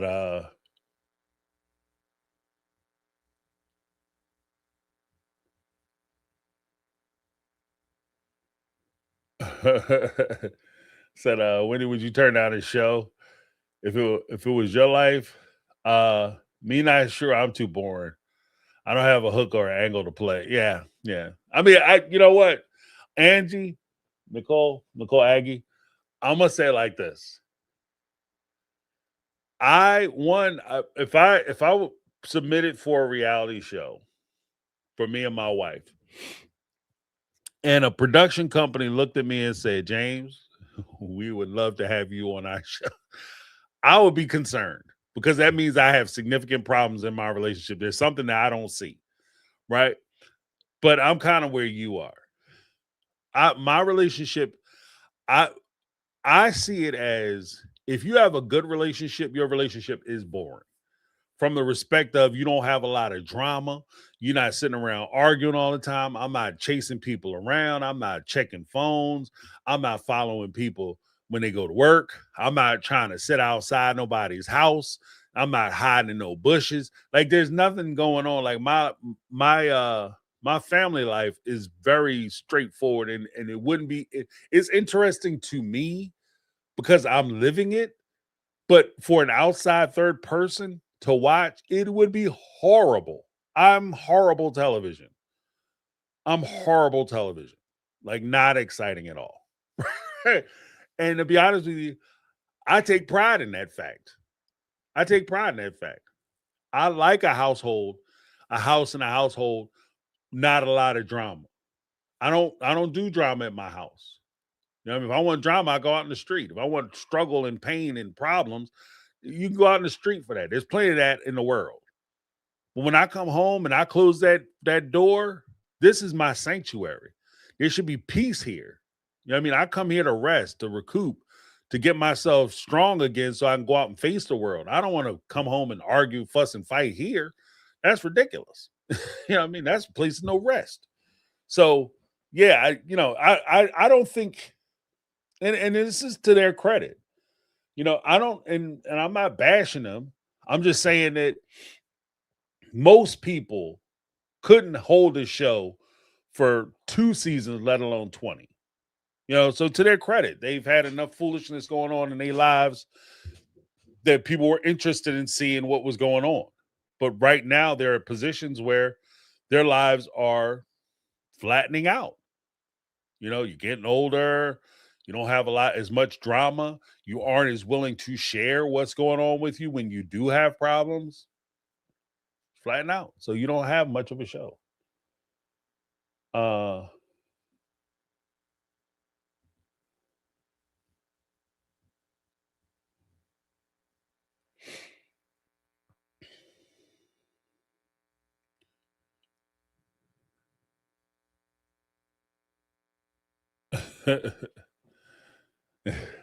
Kathy Ferran said, we're a Southern Cuban family. Now we're too old for drama, but early in my life, lots of spicy stuff. Now we too old and tired. Yeah, yeah. I just couldn't. I prefer it that way. I prefer it to stay boring. If I want excitement, I go out and make excitement. I know how to make things exciting. I don't need the excitement 24/7 though. Yeah, we're only interested in watching the demise of Cody. And to be honest with you, like it's gonna get to a point where it by him staying on the show, his decline will be so far off that I think people will lose interest in the show long before they see Cody fall. Like if anything, people will be reading about Cody perhaps in like the Sun or some other, former reality star from Sister Wives caught today with 3 prostitutes or some crazy shit. Talk about I want y'all to call yourselves sister wives or some freaky deaky stuff like that. Like it'll be something crazy like that, but it won't be um on the show. I don't think because I don't think the show will be around long enough for it.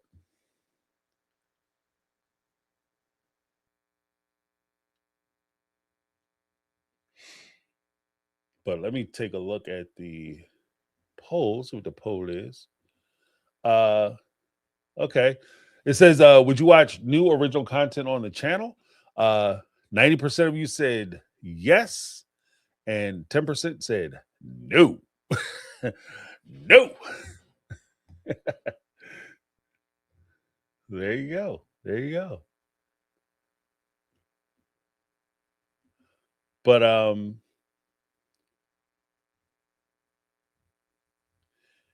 Yeah, I am going to leave it there, guys, because oh shit. My screens are all jacked up, got my eyes crossing. But yeah, we're gonna keep moving forward. Like I said, I'll figure out how I want to present it or do it. But I have some stuff in the can and I want to just figure out how I want to present it. And what's this? True, but the kids aren't eating moldy bread anymore. The last two kids know nothing about the struggle of that oldest kids lived. This is true. This is true. And I mean, like when we ask the question, like, why do they keep shooting the show? This is why they keep shooting the show. Like at the end of the day, Rob and Cody, Janelle, Mary, and possibly even Christine. I don't know what her financial situation is. I know she has a lot of things in her name, but I don't know what her money look like. Right? I'm not pocket watching her that hard. At the end of the day, they will keep shooting this show as long as they keep cutting them checks. Because they've stopped. I mean, realistically, if we're going to be all the way honest, all the cast members have stopped sharing anything with their lives about their lives a long time ago. Name one personal thing aside from their relationships breaking down that you know about any of them. Oh, they're not with Cody. We know when they left Cody. We know when they left the family, supposedly officially. But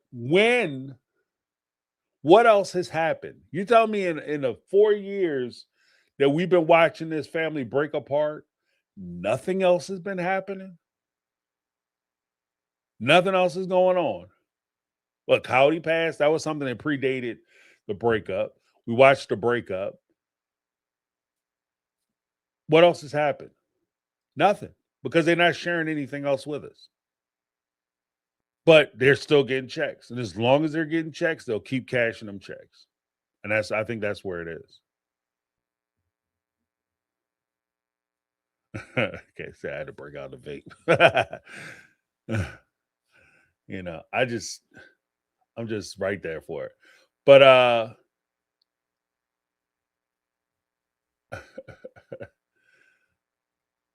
but yeah, so I'm gonna have to I'll rewatch the episode tomorrow and then I'll come up with some points, some more refined points, and I'll release those videos later this week. Keep an eye out for the video I have with McKelty and Tony.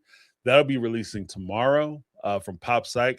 From what I understand, Notes to Self 444 also did an interview with them. So I'll release that video and then I'll go back. And if you guys want, I'll review that as well. That conversation as well. We still have the special forces things to go through, and we still have like the post interviews with like Vile and all those to go through as well. So those videos will be coming out soon too.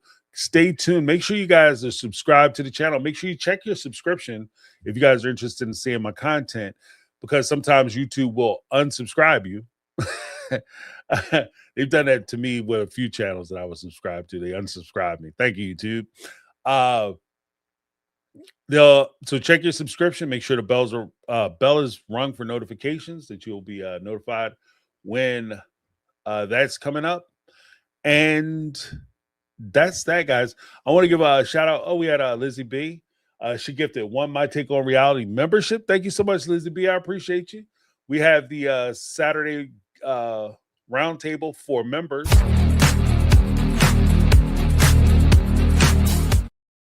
And that will be awesome. So if you guys want to join that, we start that at noon every Saturday. And I am going to wait, hold on 1 second.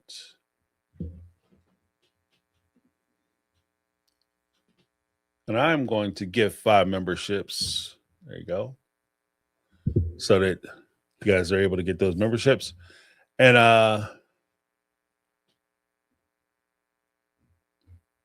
so you guys can participate. Merry Christmas to everybody. Merry Christmas, Merry Christmas. 10 days to Christmas. Oh, snap. I got to get some stuff. But thank you guys so much. Appreciate you. Jody Pierce Scott with the $1.99 super chat. Also, that Cameo link on our Facebook. Yeah. I'm gonna. I think next year I'll be doing cameos too. So keep an eye out for that as well. All right, guys. Thank you so much. We got a lot of things popping up in the next year, in the next couple weeks. So stay tuned. Some things aside from Sister Wives, if you're interested in that, and of course, we're still going to be talking about Sister Wives and that foolishness. So I appreciate that. Jody Periscala is pushing us to expand out, and we're gonna do that. Thank you for that. And let me give you a little something, Jody. I gotta figure out what's going on my computer. It's on straight struggle mode. Give Jody Periscala a little something.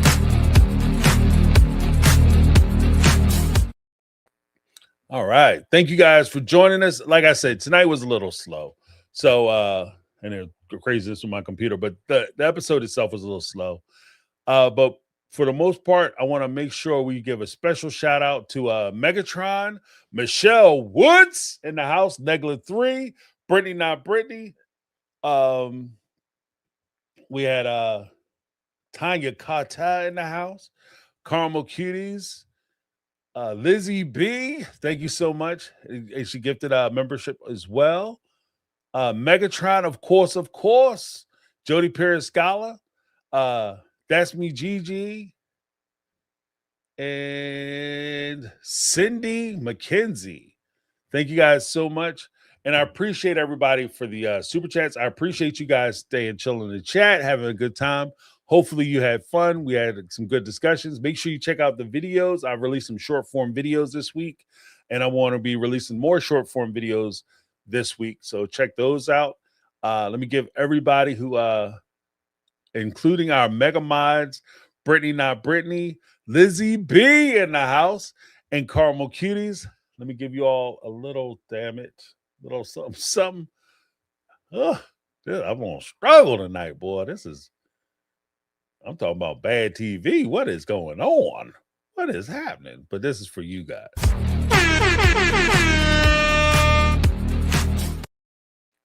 All right, guys. Thank you so much for hanging out with me. I appreciate it. Hopefully you guys had an awesome night.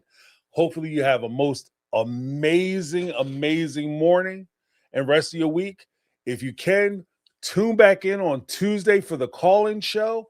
Thursday, we'll be having the Speak Pipe show. And of course, Saturday, we'll be doing a roundtable. And we're releasing videos all week long. So make sure you check those out. Ring the bell for notification. Hit that subscribe button. Thank you for supporting the channel. I appreciate you. That's my take. I'm James. And this has been my take on reality. And I'm out.